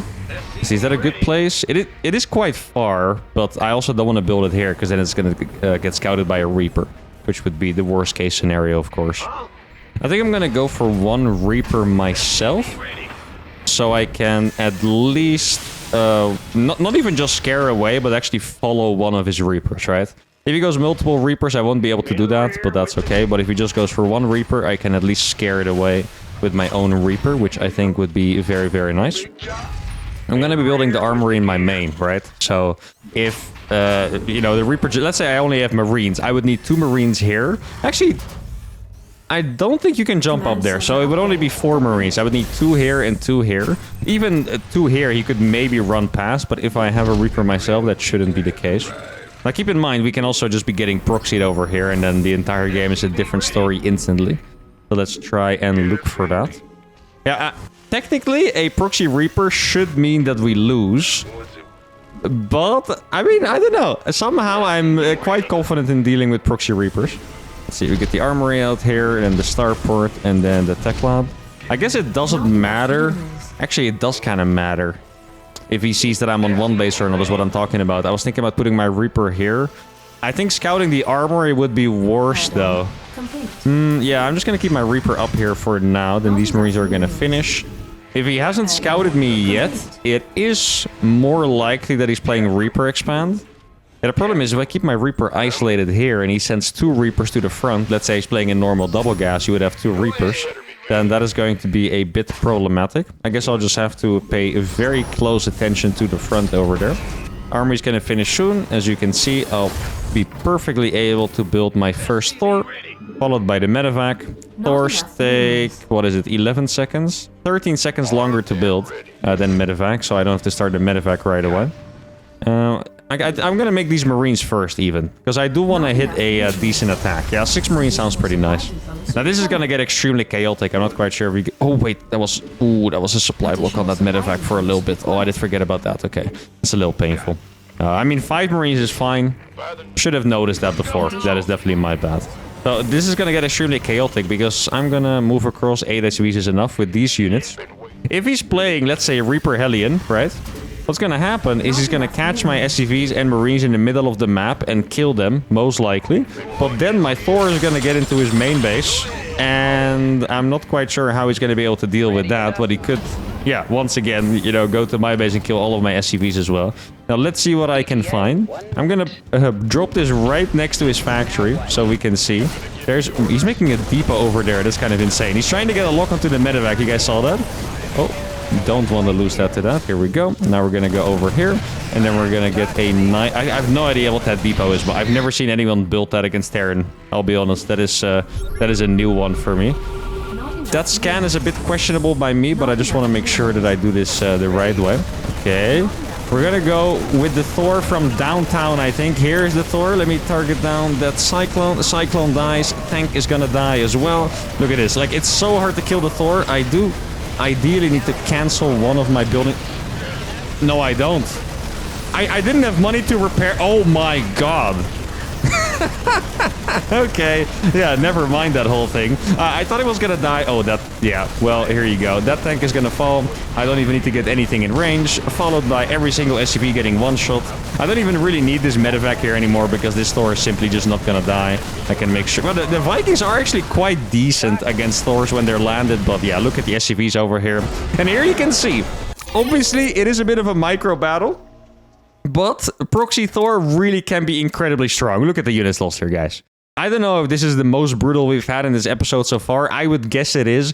400 against 3,425. Almost 9 times the resources lost. 20 kills on this Thor, by the way, which is 1 Cyclone, 2 tanks. I don't think we killed a Viking, so the rest is going to be Marines, Reapers, Hellions, and a lot of SCVs, but this was absolutely fantastic, and this is why I wanted to do this build. I might do this build again if we get a Protoss or a Zerg. Let's continue. Okay, game number 8 is a TVZ. Now, let's see. For the first one, we went for the double Battlecruiser Rush, right? Into the Mass Cyclone, Mass Cyclone tank, Hellion. It was a very cool game. This game is going to be a lot different, though. Now, sadly for us, we are once again playing on a very big map, but this time I'm not going to let it stop me. I could go for something crazy like Speed Banshees as well, which would be pretty decent on a big map, but instead I just really feel like going for a 1-base Hellbat all-in. You guys might have seen me do this one before. It's just an awesome build. I took this build from Cure, one of the best Korean Terrans, did it against DRG. I want to say maybe like 5 years ago already in the GSO. And it's a build that just, it sounds very weird. Like, you're not supposed to play double gas against Zerg ever, right? You always expand fast. There's really no point in doing anything else. But somehow this build kind of works because it's just completely unexpected, okay? When Terrans cheese Zerg, either it's a proxy barracks. If it's not a proxy barracks, it's gonna be expanding, sometimes even triple CC into a Hellbat attack or Blue Flame Hellions, something like that, right? 1-base Hellbat all-ins just don't exist. And because they don't exist, it's pretty good. That's very often how it goes with StarCat builds, actually. If you surprise your opponent, even if it's one of the best players in the world, it's just really strong, right? I feel like the only player that's really hard to surprise from my experience as a previous pro was always Cero. Like, for some reason... Actually, I think it has to be a Marine. For some reason, he never actually believes... I mean, it's not for some reason. He does it because he's really thorough, right? He's really good. He never fully believes what he sees. Like, he will scout you do something, but then he still keep scouting. So I've tried to do stuff like fake a Hellbat and then go BCs, or open with Ghost and then still go BCs. But he just never stopped scouting, so he would always see me. But literally every single other Zerg that I've played against, like literally second best Zerg in the world up until, yeah, quite literally everyone, they scout what you're doing and then they're like, okay, now I know what's up, and then you stop scouting you, basically, right?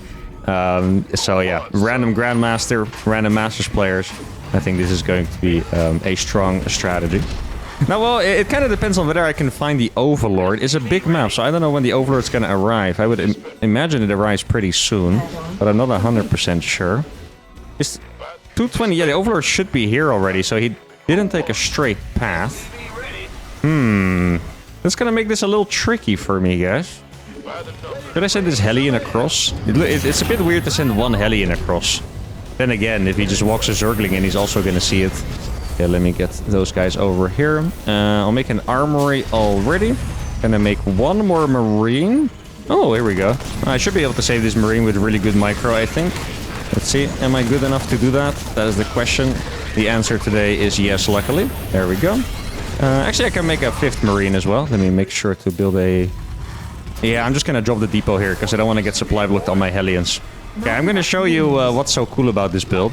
Now, that's actually quite an annoying start for me, by the way, because normally if you see a Hellion, you would just split the links away so you don't lose them. He actually went for the scout. There's an Overlord here as well. Ooh, the Overlord's not going to die. Okay. So I'm going to bring 3 SCVs. Then we're going to go across. And then what's going to happen here is that I will have the medevac to heal my Hellbat. This is going to sound funny if you didn't know this. I'm going to have medevacs to heal my Hellbats and SCVs to heal my Hellbats. Hellbats are like a hybrid unit, I suppose. So you can heal them with multiple things at once. And the medevac probably is not going to die. Now, the worst part for me is that he did indeed scout this. So we're going to have to see how we can handle this from this point on. I'm not going to have myself get distracted by the Overlord over there. He went for a spine, which is interesting. Go. I'm just going to fall back with this momentarily. Make sure to heal this up. Like, this medevac shouldn't die. That's what these SCVs are here for, right? The Hellbat shouldn't die because of the medevac. And the medevac shouldn't die because of the SCVs. And I'm actually very interested on why he made the Spore Crawler. He did go for roaches. Maybe he was just afraid of banshees. Yeah, this is a funny trade. He's trying to kill... No, please save it. There we go. He's trying to kill a SCV through other SCVs repairing it, as well as the medevac. Okay, I'm going to go for this guy now. I'm actually going to go for Battlecruisers behind this, I think, because the roaches are going to be very difficult to deal with here. Yeah, I think we actually back off from this. It might sound a little crazy, but I think it is the right way to go about it. I'm going to make a command center here. You're probably... actually, guys. Are you ready for the downtown strat? Okay, here we go. I can block this off. It is actually quite nice. Look at this. And now his roaches are kind of trapped, and then all of a sudden the Hellbats are going to be good again. Okay, so he's trying to run away. As you can see, the roaches did take a significant amount of damage already. Hellbat is going to go up here. These roaches are falling because he's busy. Now I got a Liberator showing up as well. And GG is called. Okay. I mean, this one definitely could have gone wrong. But I'm so surprised with all this. Did he think I was playing one-base Battlecruiser somehow? Is that really the strategy that he was expecting? How many spores did he build? Huh. I'm actually so confused by this. He didn't see an add-on on this starport, by the way. He saw the medevac come out. I don't know what he thinks I can afford. Like, if he already thought I had a BC on the way. I mean, that would be a freaking crazy build. Obviously, I didn't. But wow. I mean, this build, once again, he scouted it and it still worked fantastically. Obviously, he was a bit misguided. I don't know what he understood, but he went for the Spore Crawler. If he made a spine instead... We still would have been able to break through, by the way, because you just have the SCVs and the Marines so fast, plus the SCVs repairing. But then he would have held the attack with the roaches, and then we would have gotten into the Battlecruiser stage. I was actually so curious about that follow-up, because I know I couldn't have really made anything that would have been able to deal with the roaches well, but the Battlecruiser could have just shut it all down instantly, and then we might have ended up in another Cyclone game. But the one-base Hellbat Ling, like always, does not disappoint. Let's go to game number 9. Okay, so now we're gonna start playing random again after 3 games of Terran. And we're playing against a Grandmaster Protoss here. Let's see. I would love to get Zerg because I need to get a Ling drop in here. Give me Zerg. No, we got Terran again. Okay. I am not quitting this episode before we get a Ling drop against Protoss. Probably shouldn't promise that. I mean, I know I want to make this video incredibly long, but even incredibly long has its limits, right? Like if I'm, you know, recording for 7 hours already and I still haven't Ling dropped, I think I might call it a day, guys, but who knows. Okay, so what have we not done? Oh, actually, yes, I know what I want to do. I wanted to do a little bit of process of elimination. What have we done yet? You know, what is there still to do? But I was inspired earlier. I remembered a build from... I want to say it was still Heart of the Swarm, actually, the second expansion. Or first expansion, I guess. where I remember 4GG played this, a Korean Terran. I don't know what exact version he did, but it was something along the lines of he would go for a 1-base Hellion drop. This is a formula that I really liked. Hellion drop into whatever in many different matchups because roasting workers is extremely satisfying. But what he would do is he would go for a Hellion drop and then follow it up with a 1-base Hellbat Marauder all-in against Protoss. Now, to be honest, if I think about it logically, I don't even know how that would work against Protoss, but it did back then. And even though a lot of things have changed, I'm still going to be trying it again here. I do think I want to go for a Proxy Starport with this, though. Yeah, we'll just go for that. Like, you might find the SCV, but it's whatever, you know. I don't think it's that big of a deal. I'm going to proxy it pretty far away. He's probably not going to find the SCV before the starport goes down. So I think we should be okay here. I think I can cut a little bit of gas here. Yeah, I should be able to, right? Armory, starport. It's pretty much the same as the 1-base Hellbat all-in I just did, right? Yeah, I think, no, this seems okay to me. Okay, so I'm going to go 1 Reaper, then Reactor, starport. Yeah, I would like to make it a bit up here, but then the watchtower sees it. It's just this place that you're watching right now is the first place you would look for a proxy starport because it's like the closest air location, right, to the main base of the opponent. So if you're looking for a proxy stargate, proxy starport, you're going to be looking there first, really. I think it's probably okay, though. Maybe I can build it... I don't know exactly what the watchtower range is. I think I might be able to get away with this one. God, this could go so wrong. Actually, I'm going to send my Reaper in that direction. I'm going to stay in between here. I'll explain you guys my logic. So, yeah, okay. His probe finds a starport. Oh, that's actually a little bit of an early find. He could send a unit to kill that, maybe. But on this spawn, my factory would be able to get interrupted by the probe. So I didn't know if the probe was going to go to block my factory. Or I'm going to send another SCV in case it gets killed in time. I don't think it will, actually, but I'm going to send it anyway. Go for the tech lab over there. Exactly. We'll drop a grenade over there to delay him slightly. And that is going to finish perfectly fine. Now, let's see what he is up to. Because that's going to be... Okay, it's going to be a regular Twilight Council. That's kind of what I was expecting. Can I think I can barely save this, actually. A good micro. Grenade over there. Boom. It's gonna... Oh, I thought it was gonna interrupt the shot, but it didn't. Still okay, though. Wait, he walled the front? Oh, right, because I'm random. Yeah, okay, makes sense. No, I get it. Okay, then... I can totally kill that Stalker, by the way. But I'm not quite sure if I want to, because I will take damage on my dudes. Which does not sound attractive to me right now. Gonna make a depot with this guy. I do have 2 random SCVs just chilling because I sent the one to back up the first one. Okay, so he knows it's proxy starport, so we're gonna have to be smart here. What I'm gonna do is I'm gonna drop it right there. And that way maybe we can circumvent the stalkers that are looking for the most typical drop path. Let's see. Okay, look at this. He walled this off. The stalkers are probably in the main. Yeah, they are. Exactly. Oh, that is beautiful, guys. Tactics, guys. Tactics. Can always make stuff happen, even in tough situations. Now, I would imagine he's going to try to go for the medevac. Can I? Okay, this is risky, but I'm going to do it anyway. Yeah, I did get the boost just in time. Okay, make sure to line up the Hellion shot so he can actually one-shot under the battery. I'm going to try to save the medevac. Actually, I want to save the Hellions too, but I can't, I think. Yeah, I'll just keep harassing the worker line over here. Let's see. Okay.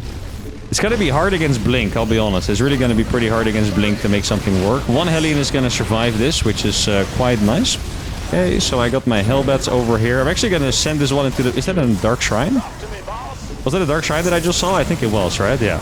Okay, so we're over here dealing some damage. This is really going to come down to the wire, guys, because Stalkers are just going to be... Oh, that's a pretty brave Stalker over there. Yeah, exactly. It's going to be pretty hard to beat Stalkers with this. Let me do a little bit of micro with this medevac I have. Make sure to deep power that. I already did make another pylon. But this is the problem with dealing with Hellbats, is that they're just so hard to kill.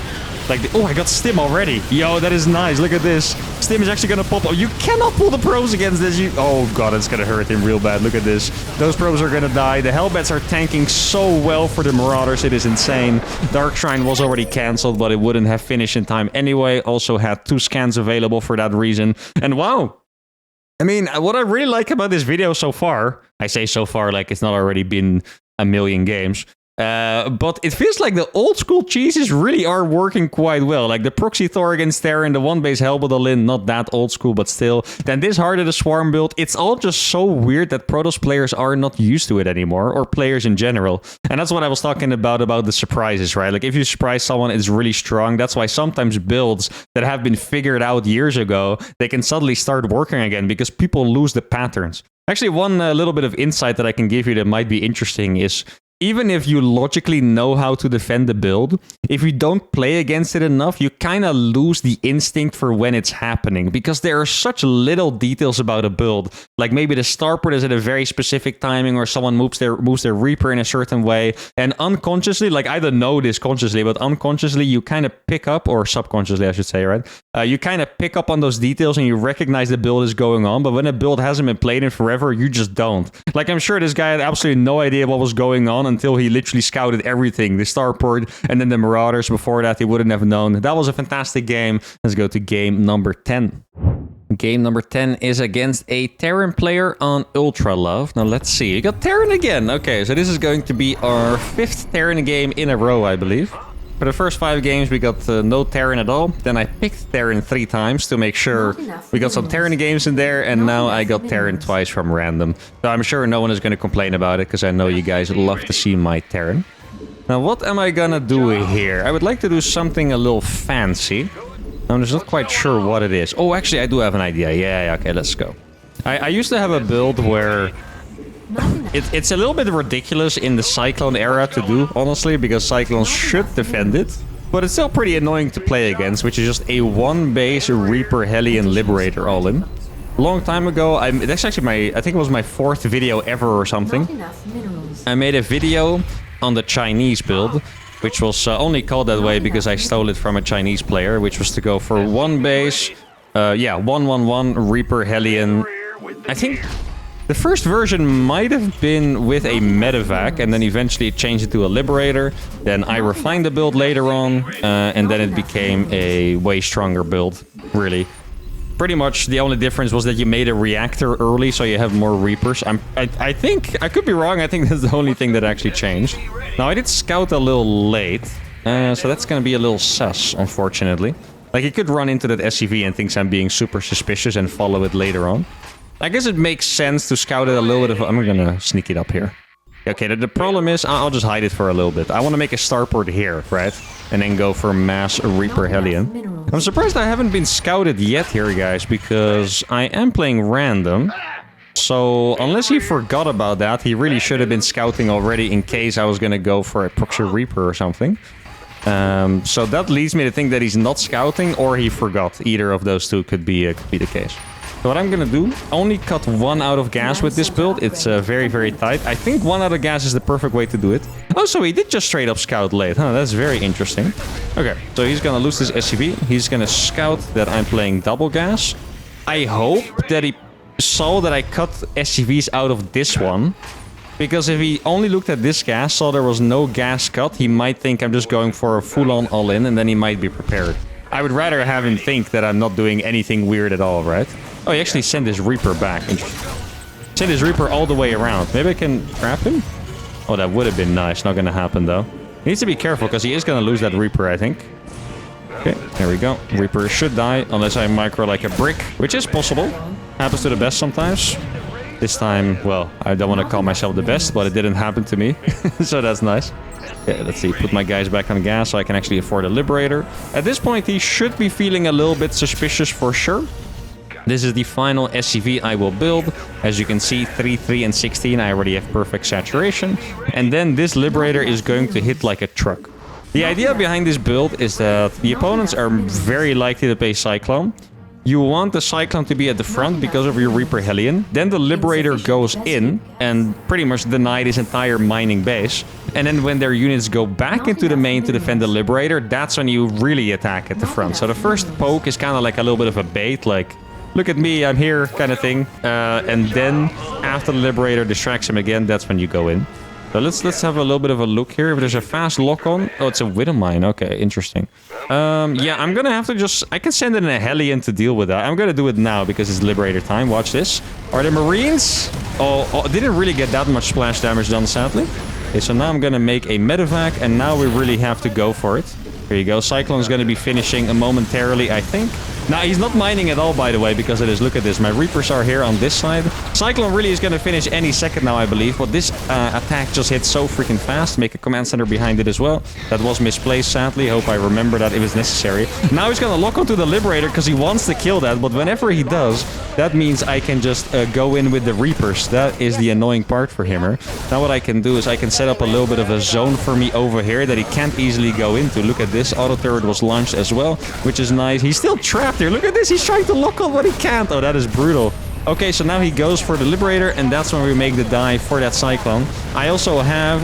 Look at this. Oh, wow. God, that's beautiful, guys. Look at the freaking plays being made. The medevac shows up in time. He's going to try to target the low HP one. A little bit of micro has never hurt anyone besides my opponent here. He went for the Liberator, but now he does not have units left. He's getting his SCVs attacked from both sides, and this is going to be a crushing defeat for Mr. Sweeter? I'm not quite sure. You can tell it's crushing because he hasn't left the game yet, exactly. He had to swallow the defeat first. And there you go. Once again, a bit of a classic cheese. Works absolutely perfectly. In fact, this worked better than I expected. I want to have a little check here exactly what his build was. Okay, so he did. That's actually crazy. He did play double gas, but his Cyclone was still too late to deal with this. So what he did is he made a Hellion, and then a Widowmine, then a Tech Lab, and then the Cyclone. So that is pretty much the latest Cyclone you can have. Ideally, for him, what he would have done is either instant Tech Lab, that is the best possible build, then he might even have 2 Cyclones out pretty fast, or 1 Hellion, then the Tech Lab, then your Cyclone is going to be 21 seconds faster, I believe, would have been in time. But with the build he did, he just got absolutely annihilated. It doesn't even feel particularly unsafe to go for the Widowmine, but this build just hits like a freaking truck. Even though we already played 10 games, I am not done yet. Let's keep it going. Okay, game number 11 is against a 4.7k Terran player, and I got Terran again myself. Now, I did just have a pretty sizable break because I had to play a tournament in between, which I will not spoil the result of because I might still upload that depending on how the recording came out. But okay, we have a TVT. I think this is our 3rd TVT of the video, if I'm not mistaken, right? We had the Marauder one, or sorry, we had the Thor one, and then we had the 111. Oh yeah, I wanted to do a Marauder one. That's what it was. I think, you know what? I'm gonna try it. So there's a build that is extremely risky in TVT because you kind of... You're not safe at all. Like, you play an extremely greedy build, and because you play so greedy, you can hit with a very strong timing attack. Now, I think this might be the perfect strategy to do as random because I think most likely Terran should Reaper expand. In fact, I always say Terran is pretty chill against random. Probably not quite as good as Zergis, but still, you know, we really don't have to worry about it too much at all. Because you can just Reaper expand in every single matchup, right? So, if they were playing double gas or something more aggressive like 2x Reaper, this could be problematic, since it's most likely going to be Reaper expand. This is actually going to be quite chill for me. At least I think so. I'm not even going to SCV scout. I'm going to fully trust in his build order, which might be a little crazy, but it is what it is. Now, his SCV scout should arrive momentarily, I think. Did I go for the low ground expansion as well? Yeah, yeah, okay. Let's just 100% believe in this strategy. This is what it's supposed to look like, okay? Every single corner you can cut, you should cut it. No scout, command center on location, 1 Reaper, no Marine, straight into the factory and the reactor. And then what the timing attack is going to end up being is a Marauder drop with Hellions. The reason why it's so strong is because you're gonna have, I believe it's 2 Marauders with concussive shells by the time you attack. And the strongest counter Terran has to these early attacks is the Cyclone, right? But what you do is you boost the medevac, you drop the Marauders on top of the Cyclone so it gets slowed and then dies, and then the Hellion can kill all the other units Terran has, because early game Terran units are all light. Marines, Reapers, Hellions, basically. SCVs, that's what they're gonna have, right? If they would go for a blind counter, they would go for something like Tank Viking Bunker, which in its turn is bad against pretty much everything else, so that's really a... You know, if they want to go for a super specific counter, they could, but it's not necessarily a good build that they're doing. Now, this guy hasn't even scouted us at all yet, which is extremely weird because I'm playing random. Does he? Maybe he saw my command center going down with an SCV and backed off, and I didn't notice it on the minimap. I think that is a... Oh, dude. What did I just see? Is this me? It's not me, but it looks like it's me. Guys, that's a proxied ghost, isn't it? Okay. I mean, I'm not 100% sure what I would like to do against this. I'm just gonna continue with my build because now I'm curious if it's gonna be good. Hey, actually, guys, wait, hold on a second. I'm not sure if I've ever seen this before. Hear me out. I can use the medevac to pick up the units that are being sniped. Is that something that's even been done before? I mean, that is just so ridiculous. Right? Like, normally when you talk about snipes, well, unless it's me, because I do make ghosts early, but let's pretend we're talking about a normal game here. You would have snipes in the late game, where there's like 20 ghosts out against a million Ultralisk or a million Zealots or whatever. You don't really see it in these early game scenarios where you can actively do something against it like that. Because Marauders are theoretically incredibly bad against ghosts, because you can just snipe them, right? Now, those Widow Mines I made to be safe. Now I'm kind of regretting that choice. Okay. Well, I don't know what to expect here. He walked it from home, apparently, because I thought the barracks would be here. Is he playing? He's playing Ghost into Cyclones, right? That's what the flying barracks means. Yeah, that's actually what it means. No freaking way. Okay, here we go. I don't know where the Ghost is. He's gonna try his snipe. Look. No freaking way. It actually works. That is so funny. That is actually like the most ridiculous thing ever. Okay, I'm gonna have to dip out of here. Please! Oh, it actually worked again! No, wait, yeah, I did drop it in time. Okay, thank goodness. Wow. Yeah. This is... We're playing StarCraft, right? I'm not... Oh my god, he just lost both Vikings. You guys saw that? He flew them over the Widow Mines. I don't think he realized. Okay, I have no idea what on earth this game is, but I'm down. We're gonna clown with him. I mean, obviously we already are to some degree. I am going to play Mass Marauder against Terran, I think. I probably need a unit that's at least like semi-decent against ghosts. Well, that would be tanks or cyclones, but if I make cyclones, then I'm gonna be bad against tanks myself. I'm not quite sure about this one, actually. Okay. I think I'm just gonna keep pressuring him at the front for now. He probably didn't make another barracks. I mean, it would be kind of weird to fly a barracks across and make another one. Once again, does sound like a strategy I would do. I did rebuild the Vikings. Okay, I was gonna say, if he didn't remake those and he only has like... Actually, no, I knew he didn't have ghosts left, right? If he had one ghost, that would take an eternity to kill. But okay. I think I'm just gonna go... Maybe I should make Vikings myself, actually. Marauder Viking, low-key, guys. Like, I have a better... Look at this, okay? I have a better economy. So all I need to do is just to make sure that I don't die to, like, one big blow kind of attack. So I can just make a unit composition that's just generally good, like, counters most things. And I feel like that should be quite good for us. Let's see, he's hopefully not moving across yet. Actually, I'm going to do a little Hellion drop over here. Because why the frick not? Okay, start rallying his. Yeah, if he's gonna attack me with those tanks, that might be a little difficult to play against. Hellion drops are also good against Terran, of course, as long as you have 4. You do need 1 extra Hellion to go for the one-shots, but... Let's see, okay, he's making Vikings like crazy, yeah. I think I have a pretty... what was I gonna say? Clear path forward, that's the word I was looking for. I can just... Oh, are you sure about that? I don't think you want to be doing this. Okay. I need to make more Vikings than him, so I can just win the air battle. That is easier said than done, that is for sure. Maybe I can actually fight against this. I don't mind this at all. I mean, if he's gonna... Oh, that snipe was really well done by him. Can we get one more Viking? Okay, that is perfect. There we go. Oh, I should have run in with that. I completely forgot I had those units, not gonna lie. I noticed that he never even responded to the Hellions in his main base, by the way. Seems like both of us forgot about one thing. I don't have a mule available on that. I was trying to drop it. Okay, so I'm gonna go up to 8 Vikings. That's gonna be enough to force him away from the air. But then ideally I need a Liberator as well. Because if I don't have a Liberator, then I can't, you know, I still can't win the... yeah, I mean, I can land my Vikings, but it's not really gonna help that much. Probably kill this starport, actually. Wait, okay, look. His Vikings are... a bit out of position. Yeah, I got a really nice initial trade there. There we go. Okay. So those Vikings are gonna get owned.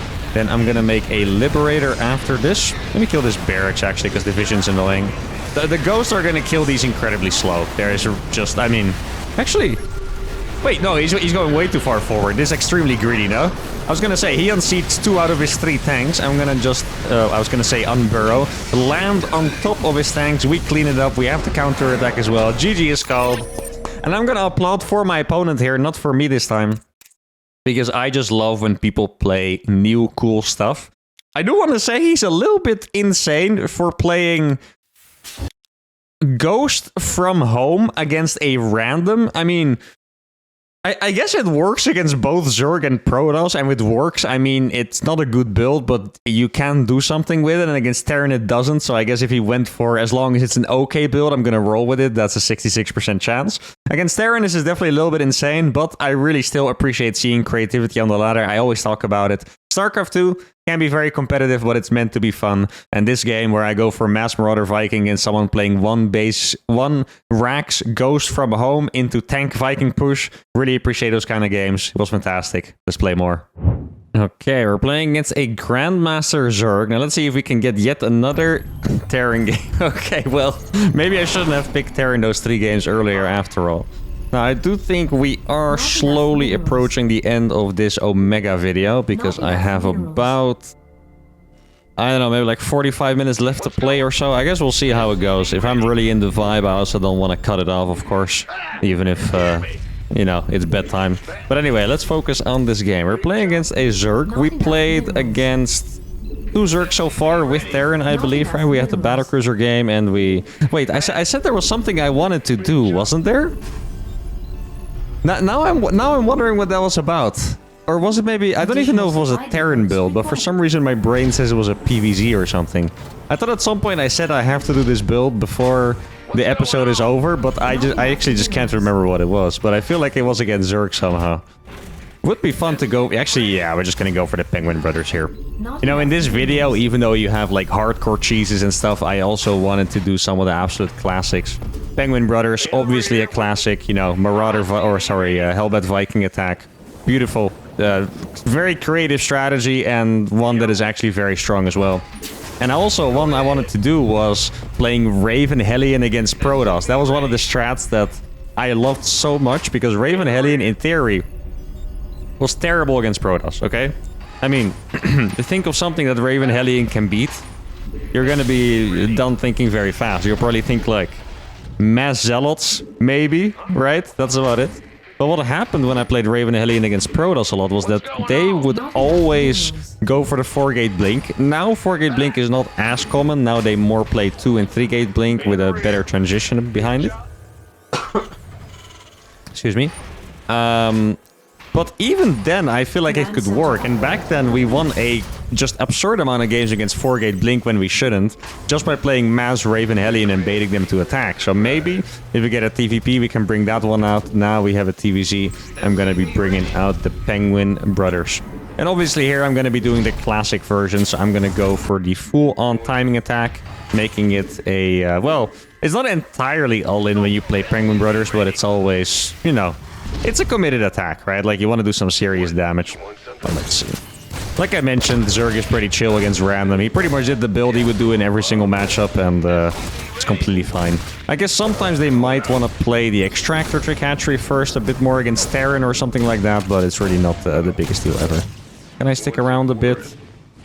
Oh, I'm not. Okay, that would be too greedy. Oh, wait, there's... Oh, dude, I forgot there was no Reaper Cliff there. Oh, my goodness. What have I done? Wait, he forgot too, I think. Notice where his queen was placed? I think we actually both forgot. That's kind of hilarious. I've talked so many... Yeah, I confused it with the other big map, Maganatha. I thought it was Maganatha, but it's Incorporeal, I believe this map is called. Dude, this Reaper is having a great time. If he would bring over those links, I would kill those too. Wait, how hard is this Reaper popping off right now, guys? What the heck? Why am I in his main base with a random Reaper at 3 minutes 15? I'm gonna kill another Zergling. I would like to kill another one, dude. I mean, if there's no new queen showing up... Oh, we're gonna kill a drone, right? Yeah, oh, almost. That was so close. We're gonna kill another Ling. And maybe now we're gonna get the drone. Wow, okay, this Reaper is just insane. This might be the greatest Reaper, like, well, that's definitely not true. Let's not exaggerate here. We've all seen some crazy things with Reapers from my side, but in TVZ, it shouldn't look like this. Like, against Protoss, you see this a bit more often because they don't... Wait, he guys, I killed another drone and he finished the Spore by accident. This guy, he's actually losing to my freaking Scouting Reaper. He's a Zerg. He has Queets naturally spawning next to his hatchery, which means he has defenses by default. And wow, this is brutal. There would be many Zerg players. No, not another one. Mr. Guy, we got another one. This is freaking brutal, guys. Holy. I've actually lost my voice completely, by the way. I mentioned earlier that I was a little bit sick, but there were just so many exciting moments in this freaking video so far. And they continue. I mean, that was actually crazy. I guarantee you that has not happened to the Zerg in a very long time. That just doesn't happen to Grandmaster Zergs. Promise you guys that. Well, I think I got both Creep Tumors with that. That's quite nice. Did he see both Overlords? Or sorry, both Vikings? I don't think he has yet. It's actually pretty cool. Sometimes I've talked about how if I would play against a lower ranked player, let's say Platinum, Diamond, whatever, that I would most likely just win with my first Reaper. That's the kind of thing I'm talking about. Like, obviously this game hasn't ended, but that would have given me an absolutely massive advantage if I were just playing a standard game. Even with this build, it gave me a massive advantage. Actually, maybe even more so, because he was obviously super distracted, right? Like, that was... Oh my goodness. And this is a Grandmaster freaking Zerg. That's the power of Reapers right there, guys. You witnessed it. I think he got the Watchtower, but slightly too late. I think I heard it after I was already past. Oh, he's gonna go for a Bay. Okay, so he does have something.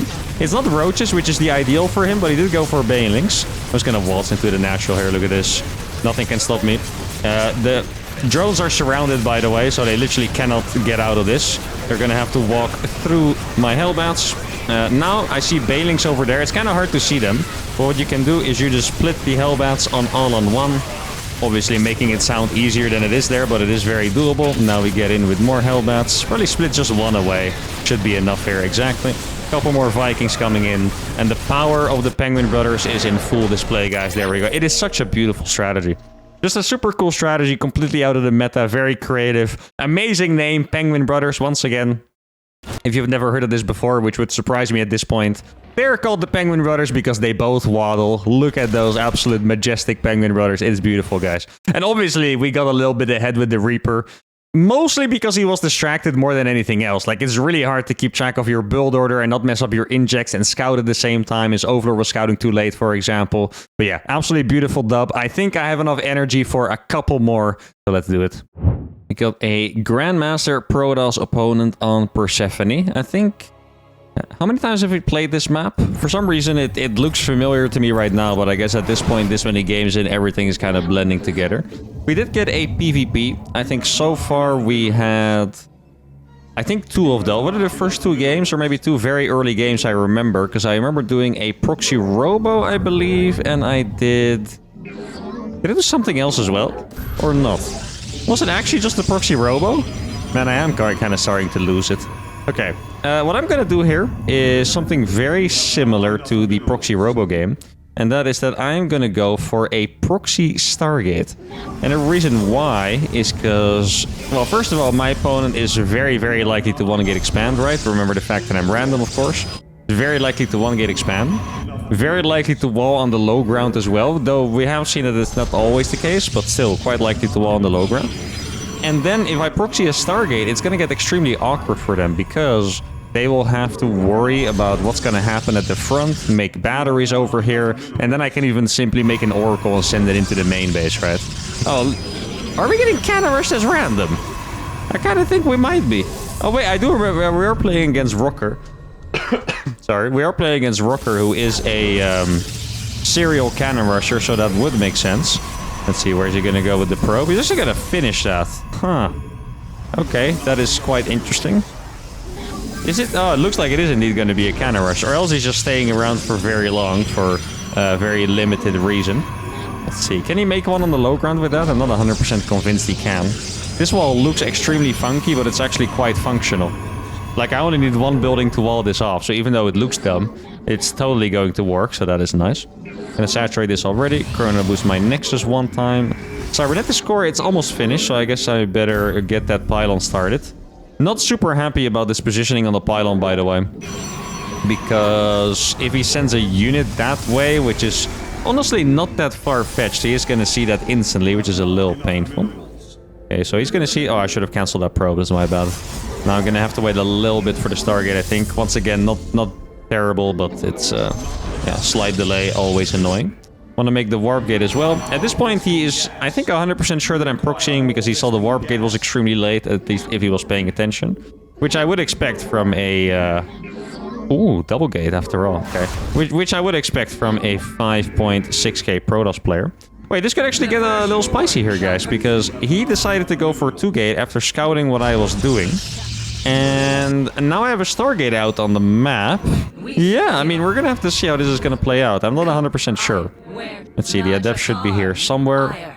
He might also hide them. Very possible as well. Okay, I'm just gonna keep chilling with this one. I haven't killed the pylon yet. I'm also not planning to kill it too soon in particular. Let me build a pylon over here. There you go. I can now shade on top of him as well, because I do have 4 Adepts. Let's see if I can find him. That would be fantastic. I would guess he's up here somewhere. Oh, I found him. Yes, beautiful. Okay, let's see. I think I'm not gonna get that one. Oh, but Adepts do so much damage to other Adepts, dude. That is... Oh, I did finish this one. It's actually a slight mistake by me. Guess I'll start... No, I'll make 2 Zealots, actually, because I want to make another Oracle over here. Okay, I'm gonna shade this forward. And then let's see what I can get done with Mr. Oracle. He's going for a Twilight Council. He does... Can I actually make a save? I don't know how fast the sentries kill those. Oh! Dude, I felt like he was gonna dive that for a second. That would have been extremely painful. Yeah, it sucks that I did that, right? It sucks that I walled myself out, because this would have been very nice. Can I kill this? Probably not, I want to guess. I don't think I have enough range for that. Guess we'll see. Okay, I have another Oracle out here, which is nice. Okay, looks like he's a bit preoccupied. Oh, he doesn't even have... Oh, okay. I kind of... Huh, that actually surprises me a lot. I thought he would have something there. Okay, that is Stasis Ward number 2. Got 3 probes with that one, which is actually quite nice. I feel like this guy is doing something a little suspicious, right? Or is it just me that feels that way? Let me get a... Oh, we're gonna force field. Okay. Oh, 4 force field. Oh, 5 force fields for that. Okay. I mean, I know you can get a lot of those with energy recharge, but it's still slightly questionable, I would say. Okay, so I went for the Twilight Council and the Robo because I got skipped. Oh, no. Yep, this guy does not have mining for a good while, at least. Yeah, it is what it is, guys. You go up against the Oracle. I mean, he's a Protoss player. He should... Wait, no. Okay, yeah, he has a base here. I just remember that the gold base exists. I was gonna say, I thought it was DTs, but I feel like everything is just a little too clunky. Let's see. Show me the base. Yeah, I knew it. Okay. He's gonna recall. Let me just shade away then. I don't know how much he... Ooh, quite a lot to recall. Wait, actually, that is funny, because what happened is that he had to wait with the recall because I stasis his probes. I think he was probably gonna recall there faster, but I stasis his probe, so he wasn't able to. Now, let's see. I have 2 Oracles. He recalled the sentries there too, right? Excuse me. I think he recalled the sentries there too, so it's gonna make this a little tougher. Let's see, I got this on the way. Okay. Oh. Let's see how much I can get with these. Okay. These, you probably could have cancelled those in time, actually. Slight mistake there by me. Okay, so I got the Warp Prism on the way, I got Blink on the way. This is pretty much gonna turn into a semi-all-in from my side. There's also, keep in mind, there's a healing zone over here. I'm gonna put a Stasis Ward down here. I think that's a... Ooh. I really like the idea, but... Oh no, this is not good. I can't believe he's actually attacking me despite making a gold base. That is, well... I mean, I can kind of see it. I can see myself do... Oh, watch this, guys. The energy recharge, baby! Yes, that is 3 Stalkers locked. That is beautiful. Okay. Wait, not? Didn't I lock them? I think I just tripped. I don't know what happened. In my brain, I locked them, and then I looked back, and they were gone. Did I kill them that fast, or was I just completely wrong? Could be both, honestly. I really could be both. 43 energy on that one, so now we can definitely go in here. Probably gonna be 2 Stalkers. Actually, only 1 Stalker with Blink. Yeah, he's gonna lose a lot to this. Chap, chap, chap, chap, chap, chap. Chap, chap, chap, chap, chap. Yeah, I'm actually starting to get a little delirious at this point. How many workers was that? 16? It was... I'm not kidding. I don't remember sending that there. I might have played too much StarCraft today, guys. When did this get there? Oh my goodness, I'm going crazy. What's happening here, guys? Okay, let's see. I can actually heal this guy, right? Yeah. Oh, do not want to do that. Oh yes, blink. Oof. Hey, honestly, guys, I think we're in a bit of trouble. You know, I feel like he has too much stuff. Okay, I'm gonna send you over here. Then, okay, he saw that. Ooh, I'm gonna try to hide them a little bit. Two groups of hidden adepts. Okay, so we have more economy, but he seems to have more gateways and stuff. I cannot use this Oracle here again because he has the cannon. I think a stasis ward probably wouldn't work out.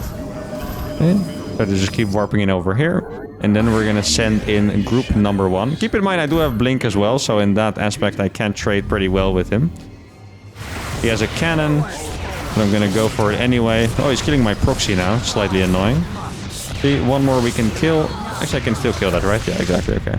Then I'm gonna send in wave number 2. And then I'm gonna warp in 2 adepts in the main base as well. Yeah, I mean, I think we're kind of chilling. It's really hard to say. I'm just scared of his massive amount of freaking stalkers. Oh, that was it? Okay, then I'm just gonna chill in the corner for a while, I guess. Okay, should we move out again? I think we should. Maybe I could have played like 6 gate blink with maybe even like a forge or something. I think that could have been a decent idea. Okay, yeah, he does have a lot of stuff. So this is a good fight for me because he's, you know, going up into the concave, which is just extremely unpleasant for him. Guess I can drop these again over here. Oh, do not want to lose that guy. If I can avoid it, of course. Warp in a couple more homies. Make sure to sync these guys up. It's actually quite hard sometimes. I don't know what happened to his Stalker, but it's gone. And see, I can shade this over there. I do have this Oracle as well, which could be extremely useful. Okay, let's get the Oracle back in. A little bit of Blink Micro. I think right now our Stalker... Actually, no, he does have a couple more, right? It's really hard to tell sometimes, but it feels like he does have a couple more. Which is not exactly what you want to see. Guess I'm just going to do this. Let's see if I can... Yeah, okay, that's nice, but... Yeah, I think his... Well, I'm not sure if I can call it an all-in, but he wanted to try and kill me with mass gateways and mass stalkers, and I think it actually worked out for him, unfortunately for us. Oh, that battery is also... Oh, right, it just ran out of energy. Yeah, that makes sense. Oh, dude, I almost recalled myself just now. For some reason, my brain thought that was the battery or the energy recharge button right there. You know, I also could have gone for charge at some point. Like, maybe would have been nice. Okay. Yeah, he's pretty rich. Oh, he has the forge too. I think we're actually a little bit cooked, guys. Maybe charge is the best thing that I can do here, and that is not a good sign because it's really not that great. Okay, I'm gonna try to take an expansion myself. He's taking another base here. I was kind of wondering if he had it already, but no, he's only just now taking it, so that is not really that bad. Okay, I'll send these over here. Let's see if I can do some damage with these adepts over here. Did make an extra cannon, which is not bad for me. There we go. Oh, we found my prism with a random stalker. That's not good. What if I kill this? Do you guys think there's a chance I can kill that pylon? No, there's not. At least we tried, guys. It's about the effort, you know. You can't always control the result, but you can always try your best, and that's exactly what I did. Ooh. Oh no, I don't want to fight this without charge. I do have my batteries here too, which is going to be a way more comfortable fight. I don't... Oh, he did make a cannon there already. Oh, that is a crazy blink by him. Gonna lose 2 stalkers for that. Maybe even more. Let's see, I'm gonna warp in over here. He could try to go for the pylon, actually. Wouldn't be the craziest move ever to go for the pylon. I mean, if there's one way to come back in PvP, it's just with pure Blink Micro, really. You can really make a big... Look at this. We're actually winning this fight right now. Even though before it felt like we were down by like 1 million stalkers. Wow! That was cool. Awesome, guys. Good fight. Well done. Clap for yourselves.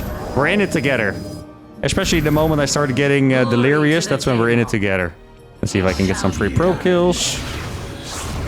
And, well, this time I want them to actually be free. Well, actually, no, it's okay. I can lose the adept for it, I think.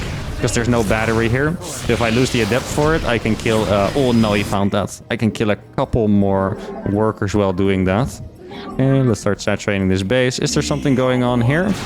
Not paying attention, looks like. That's nice. There we go. Gonna get both of these pylons really fast. Gonna depower. Oh, he blinked forward for that. Okay. Kind of surprising. Let me try to get my stalkers back in. Okay, this fight is a little bit awkward for sure. It's another blink forward by him, which is really not the greatest move ever. The reason he's doing it is because he wanted to fight together with his probes, but he is gonna lose pretty much all of the probes there for it. It's so hard to say who's actually, you know... I feel like someone is winning this game, but it's kind of hard to say who it is. Before it was him, then I think it was even, and now after killing all those probes, it's either me or him, but I don't know who it is. That's the best way I can explain it. Why are you guys there? Oh, is the wrong hotkey by me? Oh, okay, I see. Yeah, I'm not sure who it is. I'm gonna fly around with a Phoenix. Definitely want to remake that Warp Prism, because that Warp Prism did net me a lot of worker kills, which is great. I also have this full Chrono Boost, but I don't really know what to do with it, because I don't have money to spend it anyway. So, making even more gate. I guess he must really be at like 8 gates or something insane. Okay, he is Chrono Boosting his workers. Interesting. Then I'm gonna go for another attack. I'm gonna warp in sentries, and I'm gonna go forward towards his gold base. He did rebuild those pylons instantly. I haven't found his army yet, which is slightly annoying. See, I guess he could go for DTs at some point. Yeah, it would make sense for him to go DTs, I think, so let's keep that in mind. Where's his army right now? Like, the thing is, I can warp in a lot of charge slots with this prism, and charge slots are going to be very efficient. But it's actually funny, it heals while it's warping in. I've never seen that before. I'm gonna... Oh, I don't have a forge yet. Yo, that is something that I kind of forgot about for a little bit. Forge would be nice for the upgrades. I do not have it. I'm gonna warp in a couple stalkers here. This should be a very nice attacking angle over here, I think. Because this is just, you know, he clearly wasn't expecting this. But this base is going to fall very, very quickly. Yeah, it's gonna be a base trade. Okay, that's kind of what I was expecting here. I don't think I can win the base trade, to be honest. So we're gonna have to go for this play. Okay. Is he gonna back off entirely? He hasn't actually killed that Nexus yet, surprisingly. Oh, let's not... Okay, he's gonna go for the Nexus now. Gonna go for force fields as well. Yeah, I can't actually... Oh, that's a bad blink. As soon as I blinked, I saw that I wouldn't be able to fight it. So that was pretty poor automatic decision making by me. Okay, let's see if I can kill some workers here. That would be nice. He is gonna come back with everything that he has. Oh, why are you guys there? Actually, I'm not sure why they were there. How were they that far behind? They weren't with either part of the army. That was kind of weird, but okay. Are you guys stuck? Oh, the sentry's stuck. Well, whatever. Sorry, bro. You're good, but your brothers messed it up for you, okay? Okay, so now we both don't really have economy. He could technically have the... Oh, wait, he's gonna blink for it, maybe? Yeah, he's gonna blink for it. Oh, that is beautiful. Okay, that means we are gonna get a nice jump on top of those sentries at least. And now I get to fight together with my zealots, which is really good news, because the stalkers can pop off behind it, which is great. Ooh. Wow, that is another crazy blink. He doesn't have that many stalkers left. Yeah, the problem is that I don't have money left. Ooh. Okay, can I blink forward for one more? It looks like I'm not gonna be able to do that. I wouldn't be surprised if it's DTs. Is he gonna try to fight up the ramp? He's gonna try to recall, I think. Is that what he's trying to do? Yeah, he's gonna try to recall. Okay. That's gonna cost him a lot of stalkers here, guys. Was that 5 stalkers going down? Yeah, 5 stalkers. Wow. Okay, very nice for us. I guess I'll... He could have recalled to the right side. I'm not 100% sure about it. I do have observers. I think he definitely has his natural. I'm not sure if he has the top right base, though. That's kind of what I want to check, to see if he has the top right base. Then I'm going to go across. He does have the top right base. Okay, exactly. So what I'm going to do is I'm going to split off 4 stalkers. And this could either be a terrible move or a really good one. I think he's probably already base trading me. That's the thing. I'm going to send my... Wait, actually, no, he's going to defend it. Oh, okay. I see what he's going to do. Okay. If he chases me, I can force field that. It's going to be a pretty nice fight. Let me depower these gates. That would be nice. Okay. And then I'm going to go into the main base. He already used his recall, remember? So he's going to have to warp in stalkers over here, which is slightly annoying for him to do. There you go. And now we're going to collapse over on this location. This is really not an easy location to attack, sadly, for me. So we are indeed going to find ourselves down in economy decently. At least until I would get a base up, but I don't know if it's ever gonna happen. Doesn't look like he has an observer, right? So I can just go for this like this, yeah. I need a couple zealots here. I think that's really mostly what I need. Here, I'll warp in 3 more zealots, and then I think we're gonna go. Actually, maybe I should go for it anyway. Yeah. Okay, there we go. I'm actually gonna blink for it. Okay, look at that. Actually, this is a very, very nice entry here, right? Yo, really not bad here, guys. Look at that. That's kind of beautiful. We killed the sentries off as well. He's counterattacking, but I have a decent amount of units over there. Okay, wow, look at this. We're going to be able to stop this attack too, because I have the batteries over here, which is very nice. Looks like I might... He does have better upgrades than me. He actually might barely have enough stalkers for this, which would be... Yeah, he does actually have enough stalkers. Wow. All right, GG well played. It's going to have to be called. Oh, he also retook the other... Well... Oh no, I never killed this. It was just that I killed the workers there, yeah. Oof. Tough game here, guys. What was the upgrades? Oh, 3... Wait, how good did I play? Guys, did I make... I made this game close while being 0 against +3? Okay, well, I thought I played worse than I did for sure. I knew that he was winning for most of the games. I also knew that a couple things I could have done better, in particular in the early stages of the game. I don't remember what it was exactly, but one move. I think it was a move where I tried to kill a lot of probes and I lost a lot of stalkers that I wasn't really happy with in the end. But look at this, guys. I made a game where I was significantly down in eco, down +3 upgrades, down in stalkers. I made this one close. Well, now I'm actually quite proud of myself all of a sudden. It is the second loss. Second loss of the day, I believe. But still, fantastic game. Well done to my opponent. A lot of mind games in there. And now I think my throat and my voice is telling me to stop. But I'm not going to stop yet. Let's play a final one. Okay, the final game of this special video is a Protoss versus Terran. And I believe that is the highest LMR player we faced. Is that correct? I think it is. Now, sadly for us, that means that... You know, we're gonna have to do a more serious... Nah, just kidding. I had you guys for a second, right? Okay, what should I actually do? That's the question. I would love to go for something extremely goofy, like a Proxy Nexus. Actually, yeah, why not? We'll just freaking do it, guys. Who cares, okay? It's our channel, okay? This is our 1000th video. Not even a 6.2k barcode Terran can ruin it. Proxy Nexus it is. Do I remember how to do that build? Kind of. I don't think it was that difficult to do. It's more like a micro thing, and I mean, you need a little bit of luck as well with how your opponent reacts and stuff like that, right? But I think besides that, it's all good. I think we don't put a single chrono boost on our Nexus, if I remember correctly, which is pretty crazy, of course. Now, he's gonna be a bit stumped that I scouted him instantly when I'm playing random. If you think about it, it doesn't make any sense at all, right? Because I'm showing him what race I am. Yeah, this is so annoying for him. He had to pull 2 SCVs for this already. That's it's a terrible feeling. When you know you're playing against Protoss, you're like a little more ready to pull the workers, if that makes sense. If you don't know, or if you play against Terran and Zerg, you don't really look at it. Okay, I guess I'll just annoy this SCV a little more. I'm gonna make a Nexus in the corner of his base, but I don't really want him to see it, right? And here we go. Just gonna chill down here. I want to put down the Nexus already, to be honest. Okay, you saw how I AFK'd the probe for a little bit? Yeah, that was a power play right there. Okay. Nexus, that was a very fast Nexus. I think maybe I should have made the pylon before. I'm not 100% sure. Okay, let me start attacking this guy now. Second pylon goes over here. I have been very annoying already, which is a success for me. Is he gonna let me escape? Actually, I can go up here now. Yeah, I can. Oh, wait, the juke? Oh, the out micro of the century. Now, I can't go down there, sadly, because then he's gonna see me.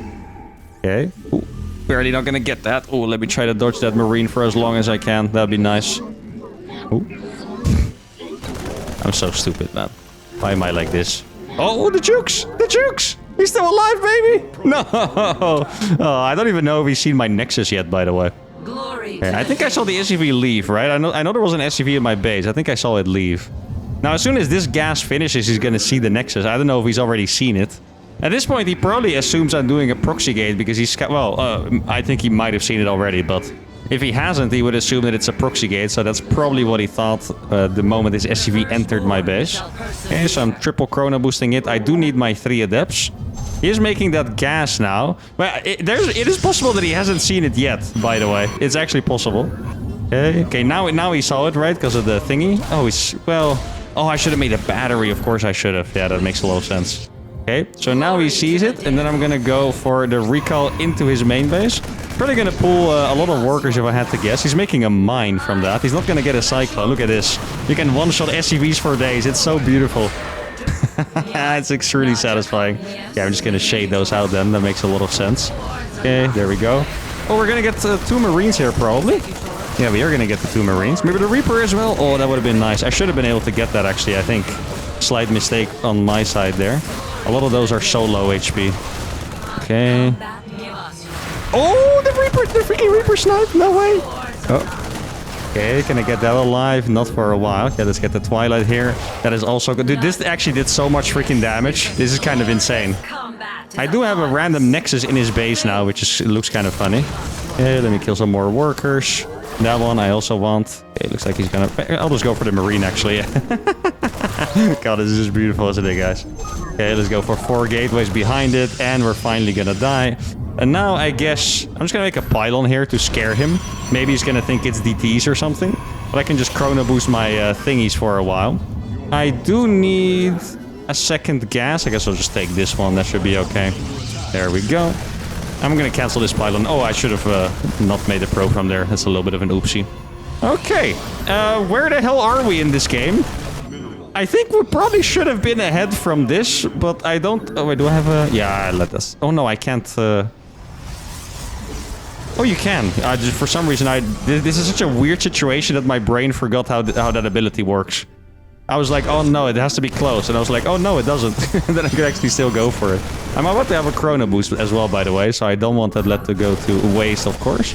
Let me get that on the Twilight Council. There we go. And now I want to check... Ooh, okay, we're actually barely able to dodge that. Ah, so it's going to be a little drop that we're going to be playing against. Okay, oh, let's not forget about the supply that we're about to lose. Very easy to forget about. Okay, let's see. Where are we going to drop, my friend? He's gonna drop to kill this pro. Oh, he's not even gonna bother, actually. Okay, interesting. There we go. These stalkers here are gonna be very annoying for him, by the way. Oh, we're gonna be able to kill that Widow Mine too, I believe. Let's see. I think we should be able to kill that, actually. Oh, well, I used the pro bag, I suppose, for that. Okay, so the medevac is probably gonna go to the main base. And then the Hellion is gonna be over here, right? Now he's about to enter the main base with his medevac, I'm sure. Exactly. Oh, there we go. Oh, this is going to be very bad for him here, guys. Yeah, we actually got it. Wow, that is massive. Look at that. And now I have the freaking Guardian Shield as well. Not even that is going to die. I have a Force Field too. Oh, isn't it, guys? Come on. Isn't it a gorgeous freaking game? Tell me this is not a... I told you we needed to just be ourselves and go for a Proxy Nexus. This is freaking... Everything about this is delicious. Now, what I'm going to do... is I'm gonna... Oh, this is actually nice. Look, I'm gonna recharge this again. And then I can make a sentry so my stalkers get vision and they can blink into the main base. That's what I'm gonna do. I'm not sure. He's probably gonna... I don't know. He's gonna have 1 tank. Maybe 2. I expect him to not have 2 yet, but I'm not 100% sure. Gonna get a forge out here. And then I think I'm just gonna blink for it anyway because he lost too many units. That's the reality of things. Exactly, look. Okay, so that tank is gonna die, and I think that is gonna be the end for our 6-2... Oh, that was not enough cloak yet, I think. Oh, that was a little bit of a sketchy move by me, but it's okay. Okay, so he went for the Banshees. It's gonna have cloak soon. I mean, I'm just gonna kill as many SCVs as I can, to be honest. I'll go here. Look at this. Gonna lose so many. This is brutal. Gonna start charge as well in the meantime. That'll be nice. I'm gonna juke him. Are you guys ready for the juke of jukes? Oh, he had another tank there. Well, then it's not that much of a juke anymore. I'm gonna kill one more, and maybe that one too? Yeah, we got that one as well. Okay, massive. Dude, this has been just one of my favorite Protoss games in a long time. Like, this is just delicious. Almost all of this is just delicious. I think I could have, you know, done that attack a little better. If I waited for a Prism, that would have been okay. Oh, he's playing mech, actually. Huh. I didn't even pay attention to that fact until now. Guess in that case, I'm gonna go for a couple cannons to make sure I do not get tortured by the Banshees too much. I have one... Yeah, I'll put one observer over here. Then I have the Prism coming. Battery for the sentry would be nice. Put another overcharge. And then I guess warp in 2 stalkers for this side. Now, how do we That was crazy by me to go for that blink, but I mean, if it works, guys. What can I say? I can kill the rest of this too, by the way. Yeah. Is it gonna shoot? No! Oh, actually, it shot, but kind of barely. Okay. There is Banshees over here. But I have this, guys. Let's see. Just make sure to do a little bit of micro on these. It's gonna be more than good enough, really. Okay, here we go. Chase the Banshees with this. My Stalkers have just really killed about everything that is here. Let's see. Oh, he's gonna catch these with his Banshees, I think. Trying to look at the minimap. No, it's actually not there. Yeah, he went for Banshee speed before Cloak. I appreciate that. At least is what I think he did. Let's see. Where did my... Oh, did I... I teleported with my Stalkers. I blinked, of course, and my brain just went like, wait, where did the Observer go? I'm not... You guys could probably just see the confusion in me as well at that point. Okay. I think actually the best way to go about this is just to go for an attack at the front, because if you don't have a big mech army, your army just really sucks against Zealots, basically, right? Ideally, I would have had some Archons with this or something like that, but I think this is probably... Sorry. Probably gonna do the trick. Let's see, how many tanks does he have? 0. Okay, well, yeah, that is gonna make that quite difficult for him, I think. Okay, so we're gonna go in here, and then as soon as the Cyclones go a little closer, we're just gonna do this. 1, 2, 3, 4, 5, 6. Banshee as well. Viking 2 for the memes. And that is gonna do it for our 6-2 barcode Terran over here. If we would win from here, I would genuinely be wildly ashamed. I would have to take back everything I've said about Protoss over the years if I lose this one, okay? Let's just be honest with ourselves here, guys. This guy, I think he's known that he's been kind of cooked for a while already. I don't think he's ready to accept the fact losing to a random player doing a Proxy Nexus. Because that's literally what just happened. You guys might have forgotten because the rest of this game was clean. He just lost to a 5.7k random player that Proxy Nexus him. Guys, the power of creativity will never stop. And I have really enjoyed this video. I really think for the sake of my voice and all that, I should end the video here. I think it's been probably 2 hours and something worth of pure gameplay, but it's been fantastic. Thank you all for being here with me on this journey. Hope I brought you back to some of the glory moments of the channel as well. The Proxy Nexus, the Penguin Brothers, just the relentless cheese everywhere. Won a very significant amount of games as well. But that's going to be it for today. I think we played 14 games on this video, which is a lot, right? There were a couple of games as well that were, you know, they ended in like 2 minutes, so they weren't good enough to show, so I didn't put them in there. I've been playing for a good couple hours as well as a tournament in between. But yeah, that's going to be it for today. Hope you guys enjoyed this 1000 video special. If you did, give the video a like, subscribe to the channel, and I'll see y'all for the next one. Adios.